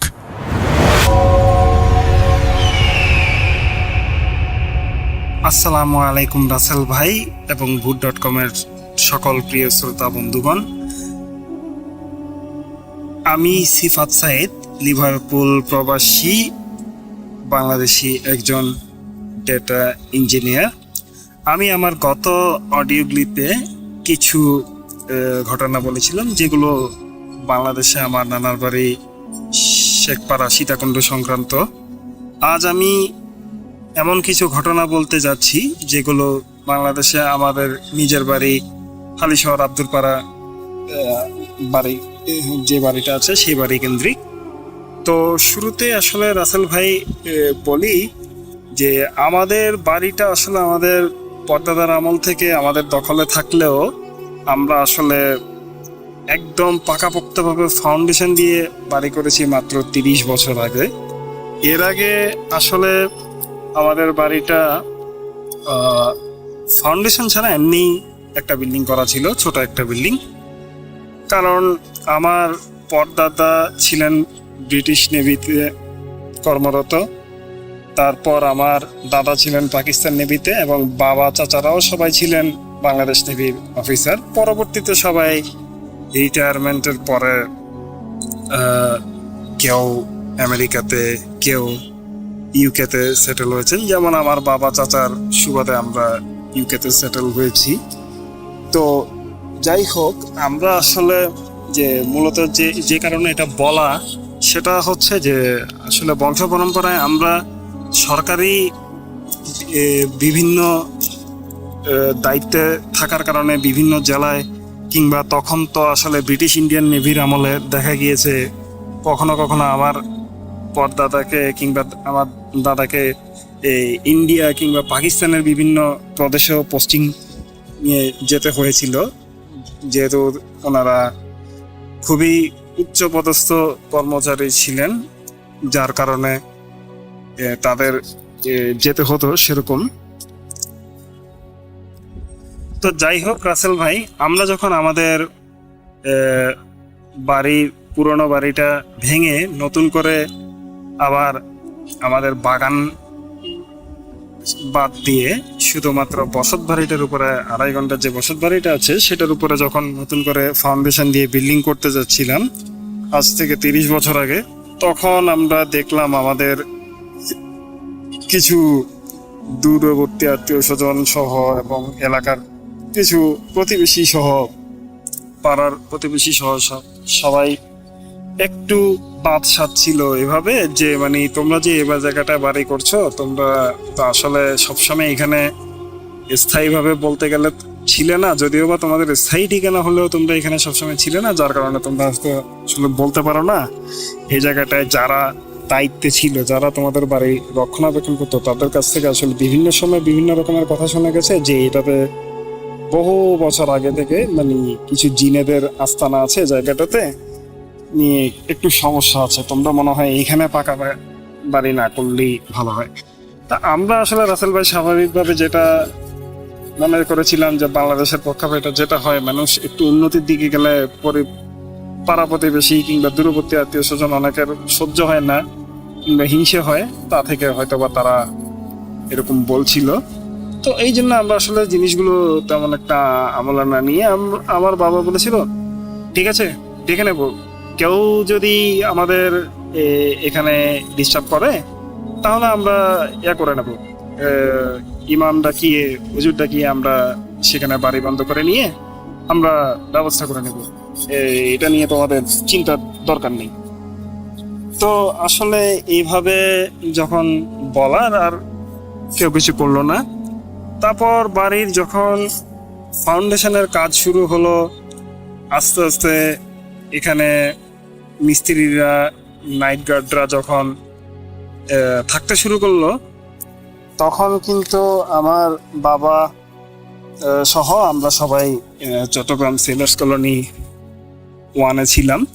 তো সেখান থেকে এসে আমার বাবা এবং আমার মামা ছিল আবার বাংলাদেশ পুলিশে, যার কারণে উনি চট্টগ্রাম পুলিশ লাইন থেকে এসে সে সময় দেখাশোনা করতেন। তো এভাবে কিছুদিন যাওয়ার পরে দেখা গেল যে যারা কর্মরত মিস্ত্রি এবং নাইট গার্ড আছে তারা আমার বাবাকে বলতো, স্যার এইখানে না আসলে সমস্যা আছে, এখানে থাকতে পারতেছি না, এখানে কাজ করে শান্তি পাইতেছি না, কেমন জানি একটু সমস্যা হয়, মানে জিনিস এইখানে রাখলে এইখানে পাই না, আরেক জায়গায় যাইয়া দেখা যায়। এই যে মনে করেন ঢালাই মেশিন, কংক্রিটের ঢালাই মেশিন কি একজনের পক্ষে সম্ভব লন? এইটা দেখা যায় এই জমিনের পূর্ব সাইডে রাখছি, আইসা দেখি একেবারে পশ্চিম সাইডে নাইলে দক্ষিণ পশ্চিম সাইডে এরকম করে রাখা, এই অবস্থা। তো বাবা তখন আসলে ওনাদেরকে বললো যে তোমরা আসলে কাজ না করার বাহানা করছো এসব, তাই না? বাদ দাও এসব ভাগাভাগি না করে মনোযোগ দিয়ে কাজ করো, আর যদি কাজ করতে মন না চায় তাহলে চলে যাও, আমরা অন্য মিস্ত্রি জোগাড় করছি বা অন্য কন্ট্রাক্টরের সাথে কন্ট্যাক্ট করছি। তো যা হোক রাসেল ভাই, এইভাবে করে কোনো রকম বাড়ির কাজ সম্পন্ন হওয়ার পরে আমরা বাড়িটাতে থাকা শুরু করি। এর আগে আমরা ভাড়া দিয়ে রেখেছিলাম, ভাড়াটিদের কাছ থেকেও এরকম কিছু ঘটনা শুনতাম, সেগুলোতে আসছি আমি পরে। ওগুলোতে আমরা বাড়িতে থাকা শুরু করি 2003 সাল থেকে, একদম পার্মানেন্টলি, যখন বাবা বিদেশে চলে যায়। তারপর আমরা থাকতে থাকতে খেয়াল করতাম যে কিছু মানুষের অস্তিত্ব অনুভব করতাম, যাদেরকে দেখি না কিন্তু অস্তিত্ব অনুভব করা যায়, এমন কিছু, একটু গা ছমছম করতো বা ভার লাগতো, এমন কিছু অনুভব করতাম। বিশেষ করে একদিন আমার মনে আছে, বাবা যখন 2004 সালে আমাদেরকে ছুটিতে দেখতে এসেছিলেন, তখন আমি আর বাবা মিলে নামাজ পড়ছিলাম। তো নামাজ পড়ার সময় আমার কেন জানি মনে হলো যে এখানে শুধু আমি আর বাবা, আমরা দুজন নামাজ পড়ছি না, আমাদের পাশেও কেউ নামাজ পড়ছিল। অর্থাৎ বাবা ইমামতি করছিলেন, আমি বাবার পিছনে দাঁড়িয়েছিলাম, এবং আমার পাশে আরো কেউ আছে আমার মনে হচ্ছে। তা আমি তখন বাবাকে বললাম, আব্বু এখানে আমার এরকম মনে হচ্ছে যে আমাদের সাথে আরো কেউ আছেন। তো তখন আমার আব্বা আসলে খুবই স্বাভাবিকভাবে একটা উত্তর দিলেন আমাকে, যে দেখো বাবা, আসলে এই দুনিয়াটা তো আমরা মানুষ আছি, আমরা এখানে আশরাফুল মাখলুকাত হিসেবে আছি, কিন্তু এখানে শুধু আমাদের নয়, এই দুনিয়াটা আমাদের যেমন ঠিক তেমনি এখানের মধ্যে কুকুর বিড়াল চলা বিভিন্ন প্রাণী আছে, আবার অদেখা অনেক কিছু আছে, আমাদের দৃষ্টিসীমার বাইরেও এমন কিছু রেখেছেন, কিছু প্রাণী জগৎ রেখেছেন, সৃষ্টি রেখেছেন আল্লাহ পাক, তাদেরও এখানে আছে। যেমন তাদের মধ্যে এক হলো জিন জাতি, বিশেষ করে জিন জাতির কথা আল্লাহ কোরআন পাকে বলেছেন। তো এই জিন জাতির মধ্যে যারা ভালো জিন, তারাও কিন্তু আমাদের মতো নামাজ আদায় করেন। তো তারা হয়তো বা এখানে নামাজ কালাম পড়ে বা এরকম বিষয় আসে। তো আমরা এরপর আরো কিছু জিনিস ভাড়াটিয়াদের কাছ থেকে অনেক সময় শুনতাম যে তাদের মনে হচ্ছে যে ঠিক পাশের রুম থেকেই পেরেক মারার মতো শব্দ হচ্ছে, রাতের 12টা 12:30 বাজে এরকম ধুম ধুম ধুম ধুম পেরেক মারার শব্দ হচ্ছে। আমরাও তখন নিচ থেকে, মানে ওপর থেকে নিচে কিংবা উপরে যেখান থেকে শব্দ আসছে মনে হতো আর কি। আমরা 2 তলায় ছিলাম বিধায়, তো আমরা নিচতলায় বা উপরতলায় উঠে গিয়ে দেখতাম যে আসলে কি কারো ঘরে আমরা ধরেন আমার মা গিয়ে একটু বলতো, কি ব্যাপার আপনারা কি শুরু করেছেন, এই এত রাতে কেন পেরেক মারতে হচ্ছে, দিনে কি আপনাদের সময় নেই, বা এই ধরনের কেন ডিস্টার্ব করছেন মানুষকে। তখন ভাড়াটিয়ারা বলতো, কই না তো, আমাদের এখানেতেও এরকম কিছু হয়নি, আমরা তো এরকম কিছুই করিনি, কোনো পেরেক মারার শব্দ বা এত রাতে ঘুম বাদ দিয়ে কে পেরেক মারবে। তো আমরা আসলে মনে করতাম যে হয়তোবা তারা ঘটনা লুকাতো, কারণ আসলে রাসেল ভাই না দেখে তো আসলে প্রমাণ ছাড়া কাউকে তো কিছু বলা যায় না, আর কি বলবো।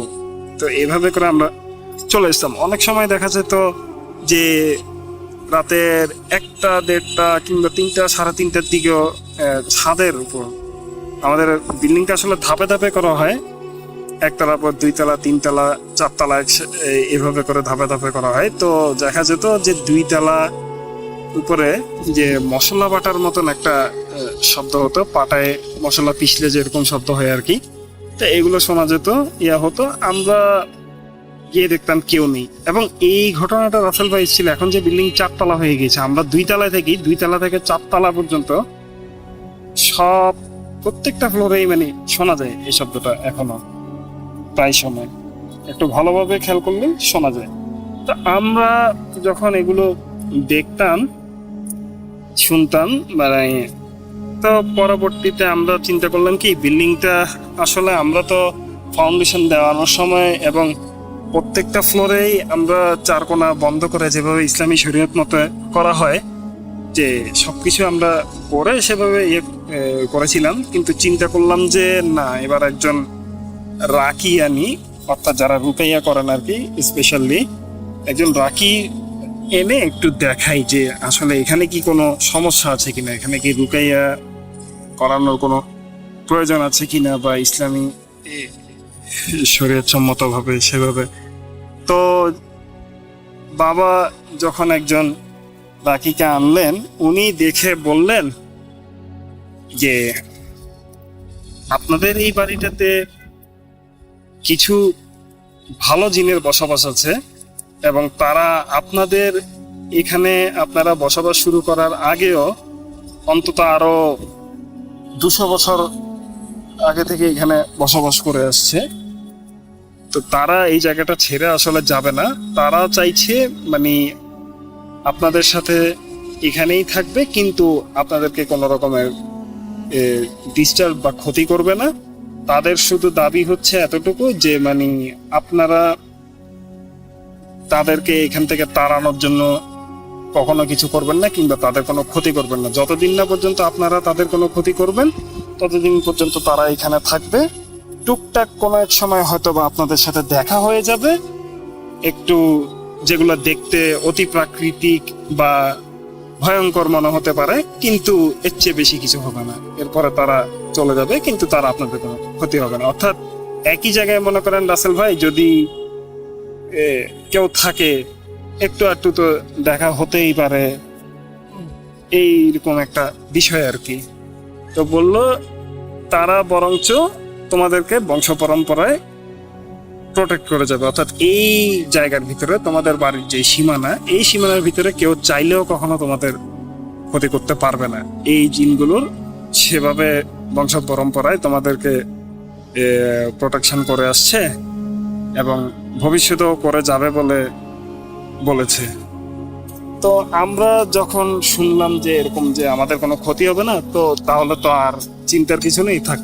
তো সেভাবেই আসলে রাসেল ভাই আমরা এতগুলো বছর আছি। তো এবার আসি আমি রাসেল ভাই, যখন আমি আর একটু বড় হই, যখন ক্লাস 8-9-এ পড়ি, তখন এমন একটা ঘটনা দেখলাম, যে ঘটনাতে আমি আসলে বিশ্বাস করতে বাধ্য হলাম যে আসলে এখানে কিছু আছে। এর আগে পর্যন্ত আসলে বিশ্বাস করতাম না, আমি মনে করতাম যে এগুলো হয়তো বা হুজুরদের বানোয়াট কথাবার্তা বা এরকম কিছু। তো রাসেল ভাই, আমি যখন ক্লাস 8-এ পড়ি, তখন আমার ভাইয়া আমার জন্য আসলে নোকিয়া N95 একটা মোবাইল পাঠিয়েছিল ইউকে থেকে। আপনারা আশা করি যারা তখনকার আমলে মোবাইল ফোন ব্যবহার করতেন সবাই জানেন যে নোকিয়া N95 কিরকম দামি এবং একটা মোবাইল ছিল, ভালো মোবাইল ছিল। তো যা হোক রাসেল ভাই, আমার একটা বদ অভ্যাস ছিল কি, আমি ঘুমানোর সময় সবসময় আমার বিছানার পাশে একটা টেবিলের উপর মোবাইলটা রেখে ঘুমিয়ে যেতাম। একটু এখানে বোঝার সুবিধার্থে রাসেল ভাই বলে রাখি, আমার রুমটা হচ্ছে উত্তর পশ্চিম মুখী, অর্থাৎ উত্তর দিকে একটা জানালা আছে এবং পশ্চিম দিকে একটা জানালা আছে। উত্তর দিকের জানালাটায় আমার খাট, খাটের পাশাপাশি পশ্চিম দিকে রয়েছে একটা কম্পিউটার টেবিল এবং তারপরে হচ্ছে পড়ার টেবিল। তো রাসেল ভাই, আমি আসলে ছোটকাল থেকেই কম্পিউটার সায়েন্স নিয়ে পড়বো, আমার এটা ইচ্ছা ছিল। এটা আমাদের এলাকার এবং আমার সাথে আমার পড়া যারা সহপাঠী ছিল সবাই জানতো কম বেশি। তো যেটা কথা আসলে আমি, যার কারণে তখন থেকেই এই সফটওয়্যার এবং গেমিং এসব নিয়ে আমার খুব শখ ছিল। তো এই জন্য আমি সবসময় আমার পড়ার টেবিলের পাশে আমার কম্পিউটার টেবিল এবং তারপরে খাট এইভাবে করে সেট আপ করেছিলাম, যাতে আমার এই রুম থেকে আর খুব একটা বেশি মুভ করতে না হয় আর কি। আবার জানলা বরাবর রেখেছিলাম কম্পিউটার টেবিলটা, যাতে আমি কিছুক্ষণ পর পর একটু স্ক্রিন থেকে চোখ সরিয়ে বাইরে সবুজ অরণ্যের দিকে দেখতে পারি। রাসেল ভাই বলে রাখি, আমাদের বাড়ির পাশে কিন্তু একসময় একটা বিরাট পুকুর ছিল, সেটা বর্তমানে ভরাট হয়ে গিয়েছে। এখানে বিভিন্ন রকমের প্রকল্প চলছে, কিন্তু তারপরে স্টিল নাও রাসেল ভাই আমাদের বাড়ির চারপাশে যে পরিমাণ সবুজ গাছগাছালি আছে, আপনার দেখলে বিশ্বাসই হবে না যে চট্টগ্রাম শহরের মতো এরকম একটা জনবহুল জায়গায় এখনো এমন কোনো জায়গা আছে, তাও হালি শহরের মতো এরকম একটা জায়গায়, যেটাকে কিনা বর্তমানে চট্টগ্রামের দ্বিতীয় খুলশি বলা হচ্ছে। তো এরকম একটা জায়গায় এখনো এরকম গাছপালা যুক্ত একটা জায়গায় আছে, সেটা কারো হয়তো বা না দেখলে বিশ্বাস হবে না।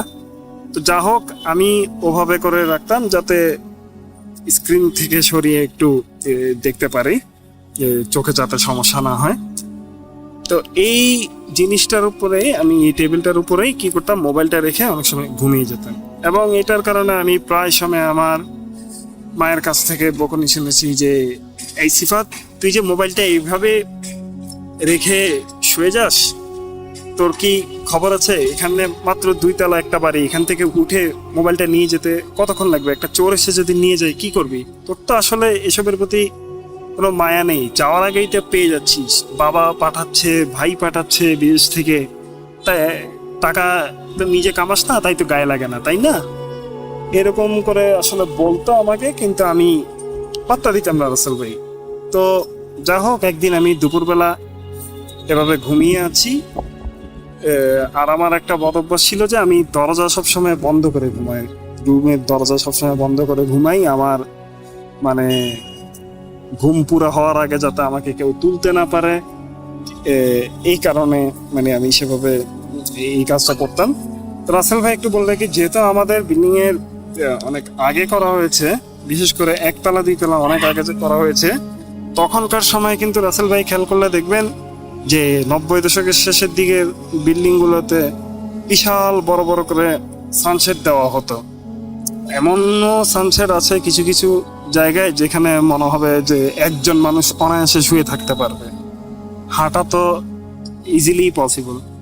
তো যা হোক, এখন আমি ঘুমিয়ে আছি, আমি একটা স্বপ্ন দেখতে লাগলাম হঠাৎ করে, যে আমি আমার রুমে শুয়ে আছি, হঠাৎ করে জানালা দিয়ে একটা মহিলা, কালো কাপড় পরিহিত, ফর্সা একটা চেহারা, উচ্চতা আনুমানিক 4 ফিট 8 কিংবা সর্বোচ্চ 4 ফিট 10 এরকম হবে, অর্থাৎ একটা স্বাভাবিক মানুষের উচ্চতায় একটা মহিলা, কালো কাপড় পরিহিত ফর্সা একটা মহিলা জানালা দিয়ে লাফ দিয়ে ঢুকে গেল।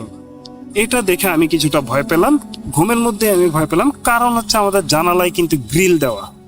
তো গ্রিলের ভিতর দিয়ে একটা মানুষ কিভাবে ঢুকবে, তাও একটা মহিলা এরকম ভর দুপুরে? তো যা হোক, মহিলাটা ঢোকার পরে দাঁড়িয়ে, ফ্লোরের সামনে দাঁড়িয়ে আমাকে বলছে যে, সিফাত, তুমি যে এভাবে করে তোমার বাসার সবাই তোমাকে বলার পরও তুমি আমলে নিচ্ছ না, তোমার মোবাইলটা চুরি হয়ে গেলে তুমি কি করবে? এটা কিন্তু তুমি ঠিক করছো না। নাও, তোমার মোবাইলটা তোমার হাতে আমি দিয়ে গেলাম, পরবর্তীতে সামনে রাখবে, এরপরে কিন্তু হারিয়ে গেলে মোবাইল আর পাবে না। এভাবে বলে আমার হাতে মোবাইলটা দিয়ে চলে গেল। আমি রাসেল ভাই ভয়ে, তখন আমার নিঃশ্বাস আটকে যাচ্ছিল, মুখ দিয়ে কথা বেরোচ্ছিল না, এমন একটা অবস্থা। তো এভাবে করতে করতে হঠাৎ করে দেখি আমার ঘুম ভেঙে গেল, এবং ঘুম ভেঙে দেখি মোবাইলটা আমার হাতে, ঠিক যেভাবে আমার হাতে মোবাইলটা ধরিয়ে দিয়ে গিয়েছিল সেভাবে আমার হাতে। রাসেল ভাই তখন আমি খুব ভয় পেয়ে গেলাম যে এটা কি দেখলাম।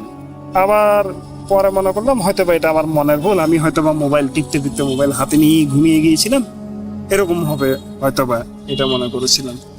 কিন্তু রাসেল ভাই আমার এই ভুল ভেঙে যেতে বেশি সময় লাগেনি। মাত্র 2 ঘন্টা পরে শুনি যে আমাদের বিল্ডিং এর নিচতলায় একটা মোবাইল চুরি হয়েছে, ঠিক সেই বরাবর যেই বরাবর আমার রুমটা, অর্থাৎ পশ্চিম দিকে আমার রুম বরাবর নিচের রুমে একটা মোবাইল চুরি হয়েছে জানলা দিয়ে। তো রাসেল ভাই তখন আসলে আমরা, বিশেষ করে আমি বিশ্বাস করতে বাধ্য হলাম যে আসলেই হ্যাঁ, আমাদের এখানে এমন কিছু আছে যারা আমাদের সাথে থাকে কিন্তু আমাদের ক্ষতি চায় না, বরঞ্চ আমাদের ভালো চায়। এবং তাদেরই হয়তো বা তাদের পক্ষ থেকেই এসে হয়তো বা কেউ ইঙ্গিত দিয়ে গিয়েছিল যে এরকম বিপদের আশঙ্কা আছে বা চুরি হওয়ার আশঙ্কা আছে, সাবধান থাকতে, আমাদেরকে সতর্ক করতে হয়তো বা এসেছিল, যার কারণে মিলে গেল ঘটনাটা। তারপর রাসেল ভাই আরো কিছু ঘটনা আছে, যেমন একদিন রাতের প্রায় 11টার দিকে আমি একটু আর্লি ঘুমিয়ে গিয়েছিলাম সেদিন, কিন্তু আমার খালা এসেছিল। উনি প্রায় 12:30 বা 1টা নাগাদ হয়তো বা জায়গা ছিল, উনি আরেক রুমে।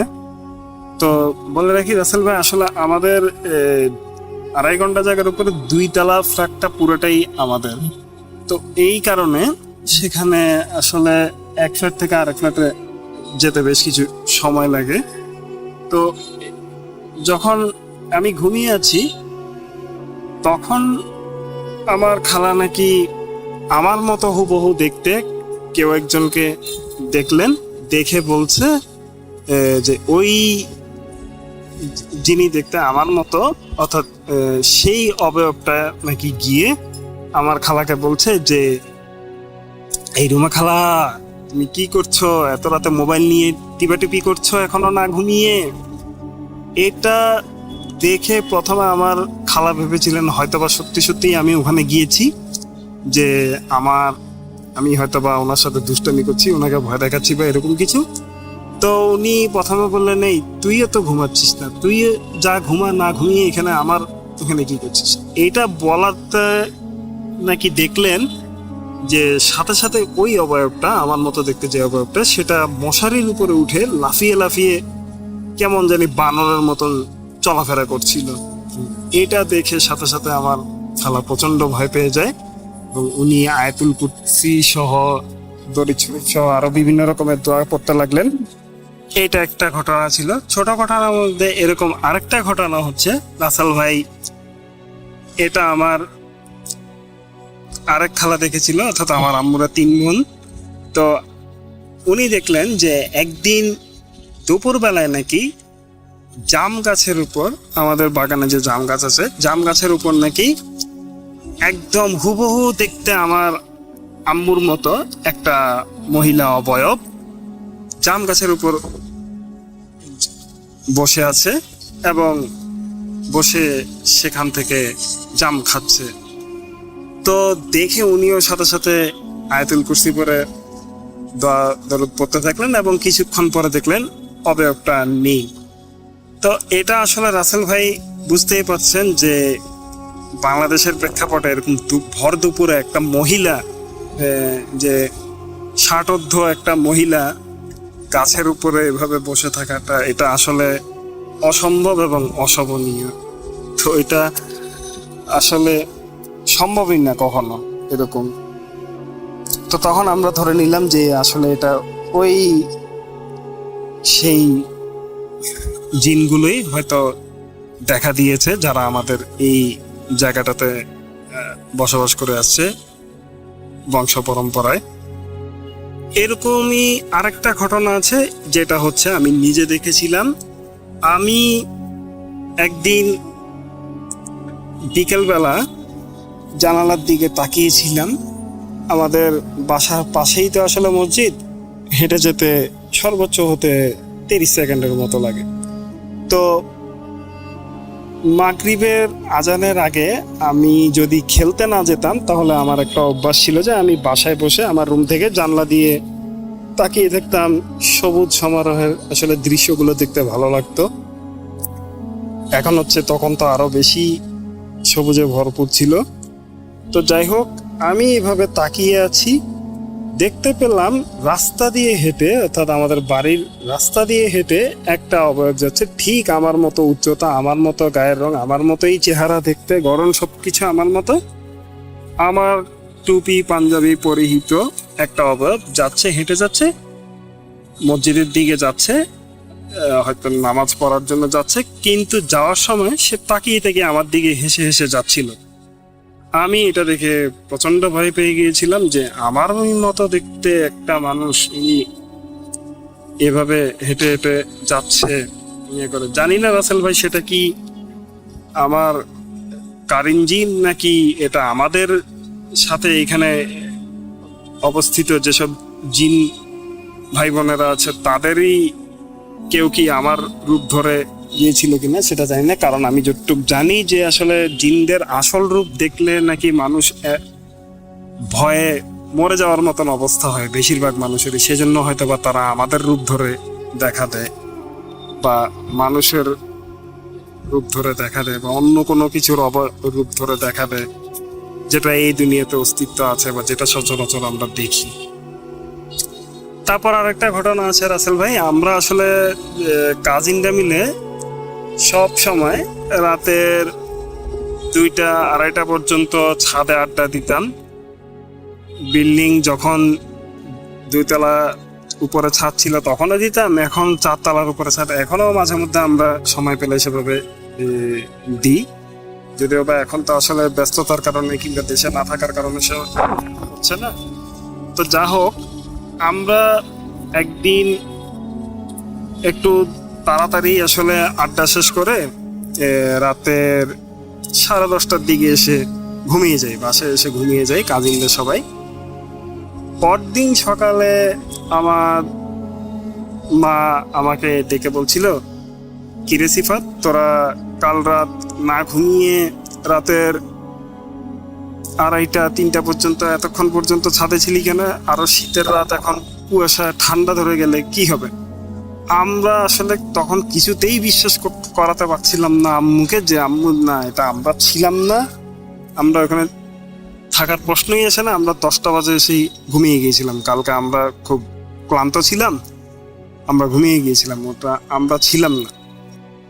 কিন্তু পরের দিন রাসেল ভাই একই রকম ঘটনা আমরাও উপলব্ধি করতে পারি। দেখি ছাদের ঠিক উপরে যেই রুম বরাবর আমরা শুয়েছি ঠিক সেই বরাবর উপরে আমাদের ভয়েসের মতন কেউ আড্ডা দিচ্ছে, হাসছে, এরকম শুনতে পাচ্ছি। তখন আমরা আসলে বুঝতে পেরেছি যে আসলে এটা আমরা নই, মানে আমাদের রূপ ধরে কিংবা কণ্ঠ ধারণ করে কেউ এভাবে আড্ডা দিচ্ছিল বা কথা বলছিল। যে তখন আম্মুকে এটা বিশ্বাস করাতে পারলাম যে আগের দিন আমরা ছিলাম না। এই ছিল আসলে রাসেল ভাই ছোট ছোট কিছু বিচ্ছিন্ন ঘটনা। এবার আমি একটা বড় ঘটনা বলতে যাচ্ছি, যেটা আমি অনেক দিন পর্যন্ত সাফার করেছি। ঘটনাটা শুরু হয় রাসেল ভাই আমি যখন ক্লাস 6-এ ছিলাম তখন থেকে। বলে রাখি রাসেল ভাই, তখনও ভূত FM বা রেডিও ফুর্তি এসব কিছুই আসেনি, এর আরো বহু আগের ঘটনা। তো এই ঘটনাটাও আসলে আমি ভূত FM এ অনেকদিন দিব বলে ভাবছিলাম, আসলে সময় হয়নি, কিন্তু এখন দিচ্ছি এই সব ঘটনার সাথে, যেহেতু এগুলো সব একই জায়গার ঘটনা। তো রাসেল ভাই, আমি একদিন দুপুরে শুয়ে আছি, আমি দেখি কি খুব বড় কালো মোটা শরীরের মতো একটা অবয়ব, চুলগুলো কোকড়া কোকড়া, বিশাল, মানে জিম করলে মানুষের শরীর যেরকম এরকম হয় টাইপের একটা অবয়ব, কিন্তু চেহারাটা খুবই কিম্ভূত কিমাকার একটা চেহারা দেখা যাচ্ছে, যে মানে স্বাভাবিক কোনো মানুষের মতো না। এই মানুষ জানালা দিয়ে ঢুকে এসে জানালা বন্ধ অবস্থায়, এবং বলে রাখি রাসেল ভাই, আমাদের কিন্তু প্রত্যেকটা জানালায় নেট দেওয়া আছে মশার জন্য। আমরা প্রত্যেকটা জানালাতেই থাই গ্লাসের সাথে নেট দিয়ে রেখেছি। সেই নেট এবং গ্রিল ভেদ করে আসলো, এসে কোনো কথাবার্তা ছাড়াই হঠাৎ করে আমাকে এক হাতে গলা ধরে বিছনা থেকে আলগিয়ে নিয়ে আছাড় মারতে লাগলো। পুরা রুমের বিভিন্ন জায়গায় জায়গায় রাসেল ভাই এমন জায়গায় আছাড় মারতে লাগলো যেসব জায়গাগুলোতে আছাড় খেলে একটা মানুষের খুব বেশি ইনজুরি হবে, মারাত্মক রকমের ইনজুরি হবে, সেরকম জায়গাগুলোতে। যেমন ধরেন পিলারের কর্নার ঘেঁষে টাইলস বরাবর, তারপরে টেবিলের কোণা বরাবর মাথায় আঘাত করা, কোমরে আঘাত করা। এমনভাবে আছাড় দিল যে কোমরটা গিয়ে টাইলসের কোণা বরাবর লাগলো, কিংবা মাথাটা গিয়ে টেবিলের কোণা বরাবর, টাইলসের কোণা বরাবর, কিংবা আলমারির কোণা বরাবর, কিংবা উপরে যে শেলফ আছে শেলফের কোণা বরাবর গিয়ে লাগলো। এরকম ধরনের প্রচন্ড ব্যথা অনুভব হচ্ছিল, কিন্তু আমি রাসেল ভাই কোনোভাবেই নিজেকে প্রোটেক্ট করতে পারছিলাম না। একে তো আমি তখন অনেক ছোট, তারপর এত বিশাল দেহি একটা মানুষ এর মতন একটা অবয়ব, যাই কিছু হোক, এইটা দেখে রাসেল ভাই আমি অনেক কষ্টে আমার ঘুম ভাঙলো। ঘুম ভেঙে দেখে আমি ঘামিয়ে একদম ঘেমে খুব একাকার, পুরো শরীর লাল হয়ে আছে। আমি সাথে সাথে গিয়ে ঘটনাটা আমার মাকে জানালাম। মাকে জানানোর পরে এই প্রথমে আসলে মা বিষয়টা আমার বাবাকেও জানান। তো তারা আসলে দরদ করে কিছু ফদুই দিলেন, তারপর আমাকে আয়াতুল কুরসি সহ বিভিন্ন দোয়া শিখিয়ে দিলেন যে এগুলো পরে ঘুমাতে, যাতে এই ধরনের সমস্যা না হয়। কিন্তু রাসেল ভাই, অবিশ্বাস্য হলো সত্য যে আমি এগুলো মেনটেন করার পরও প্রায় সময় এই একই স্বপ্ন বারবার দেখলাম। শুধু যে আমি আমার নিজের রুমে শুলে দেখি তাই না, আমি দেখা যাচ্ছে যে আমি অন্য কোনো রুমে শুলেও, রুম পরিবর্তন করলেও, আমাদের ফ্ল্যাটটাতে মোট 4টি বেডরুম আছে, অন্য রুমে গেলেও আমি একই রকমের স্বপ্ন দেখতে পাচ্ছি। এই বিষয়টা রাসেল ভাই টানা 4 বছর আমি ফেস করেছি। ক্লাস 6 থেকে নিয়ে ক্লাস 10 পর্যন্ত টানা আমি প্রায় সময় দেখতাম, দুপুরবেলা কিংবা রাতের বেলা এই ধরনের স্বপ্নটা দেখতাম।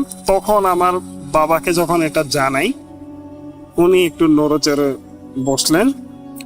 উনি তখন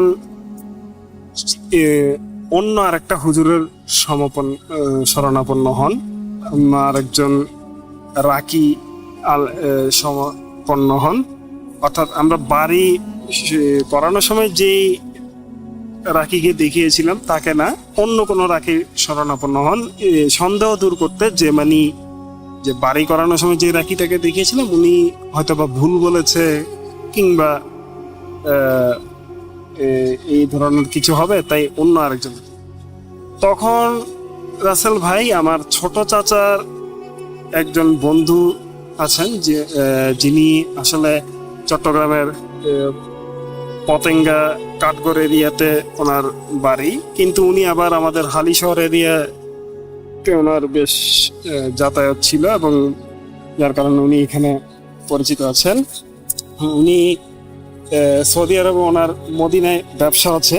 উনি খেজুর সহ, আতর সহ বিভিন্ন ধরনের যে ইসলামিক প্রোডাক্টগুলো আছে এগুলোর ব্যবসা করেন।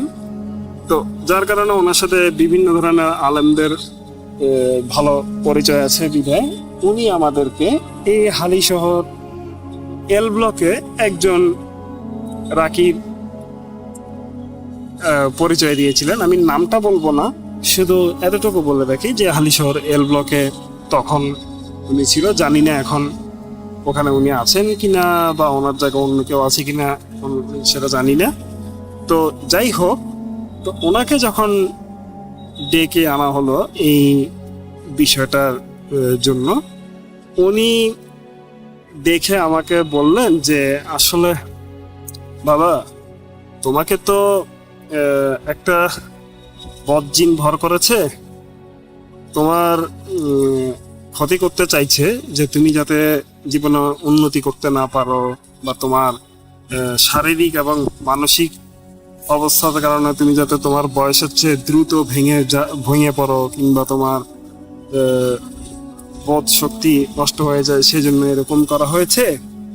তো এটা আমি তোমাকে কিছু আমল শিখিয়ে দিচ্ছি, আর এই কাজগুলো তুমি করবে। করলে তবে এটা সাথে সাথে যাবে না, সময় লাগবে। হয়তোবা এটা 1 মাসও লাগতে পারে, 1 বছরও লাগতে পারে, কিংবা দেখা যাবে 10-12 বছরও লাগতে পারে। কতদিন লাগবে ঠিক নেই, কিন্তু তুমি যদি আমলগুলো ঠিক মতো চালিয়ে যাও তাহলে ঠিক হয়ে যাবে। আর যদি কোনো কারণে আমল বাদ যায়, অর্থাৎ লাগাতার যদি 3 মাসের বেশি বাদ যায়, তখন অবশ্যই আমাকে জানাবে, তখন আবার নতুন করে অন্য কোনো আমল করতে হবে। তো উনি আসলে আমাকে ইসলামিক শরিয়া সম্মতভাবে যেভাবে সূরা বাকারার 112 নম্বর আয়াত সহ আরো কিছু রুকায়ার আয়াত পড়তে বলতেন এবং শুনতে বলতেন। তারপরে হচ্ছে আমাকে তিনি পরা পানি দিয়েছিলেন, আর বলতো বড়াই পাতা পেস্ট দিয়ে গোসল করতে, বড়াই পাতা সেগুলো সব মিশিয়ে, আর প্রতিদিন ফজরের পরে এবং আসরের পরে 3 চামচ করে পরা পানি খেতে, যেটা সহি শুদ্ধ রুকাইয়ার নিয়ম আর কি। তো রাসেল ভাই, এভাবে করে আমি কন্টিনিউ করতাম। দেখা যেত আমার সমস্যাটা কিছুটা কমে এসেছে, কিন্তু তারপর পুরোপুরি যায় না। এভাবে করতে করতে রাসেল ভাই 6, 7, 8, 9 পর্যন্ত চললো। 10-এ থাকা অবস্থায় একদিন আমি দেখতে পাই রাসেল ভাই দুপুরবেলা যে এই জিনটা আবারও এসেছে আমাকে আক্রমণ করতে, এবং আমাকে যখন সে একইভাবে আবার এক হাতে আলগিয়ে তুললো, তখন দেখলাম কি আমার চোখ খুলে গিয়েছে। আমি বাম হাতটা দিয়ে তার হাতটা ধরিয়ে তার হাত ছড়িয়ে ফেললাম, এবং ডান হাত দিয়ে আমি উল্টো ওই অবয়বটাকে একটা আছাড় দিলাম, এক হাতে আলগিয়ে একটা আছাড় দিলাম, ঠিক যেভাবে সে আমাকে আছাড় দেয়। তবে এইবার আমি যেটা দেখলাম যে আমি তাকে আছাড় দিয়েছি আমাদের পাশে বাগানে। আমি কিন্তু সে যেরকম আমাকে ঘরের ভিতরে বিভিন্ন কোনায় কানায় আছাড় দিত, সেরকম না, আমি তাকে আছাড় দিয়েছিলাম বাগানে। এই আছাড়টা দেওয়ার পরে সে বিকট করে একটা শব্দ করলো, এবং এরপর থেকে আর কোনোদিন রাসেল ভাই, আজ পর্যন্ত আমার বয়স এখন প্রায় 35 বছর, আমি কখনো দেখিনি তাকে আর আসতে, রাসেল ভাই। তো এই ঘটনা যখন আমি সেই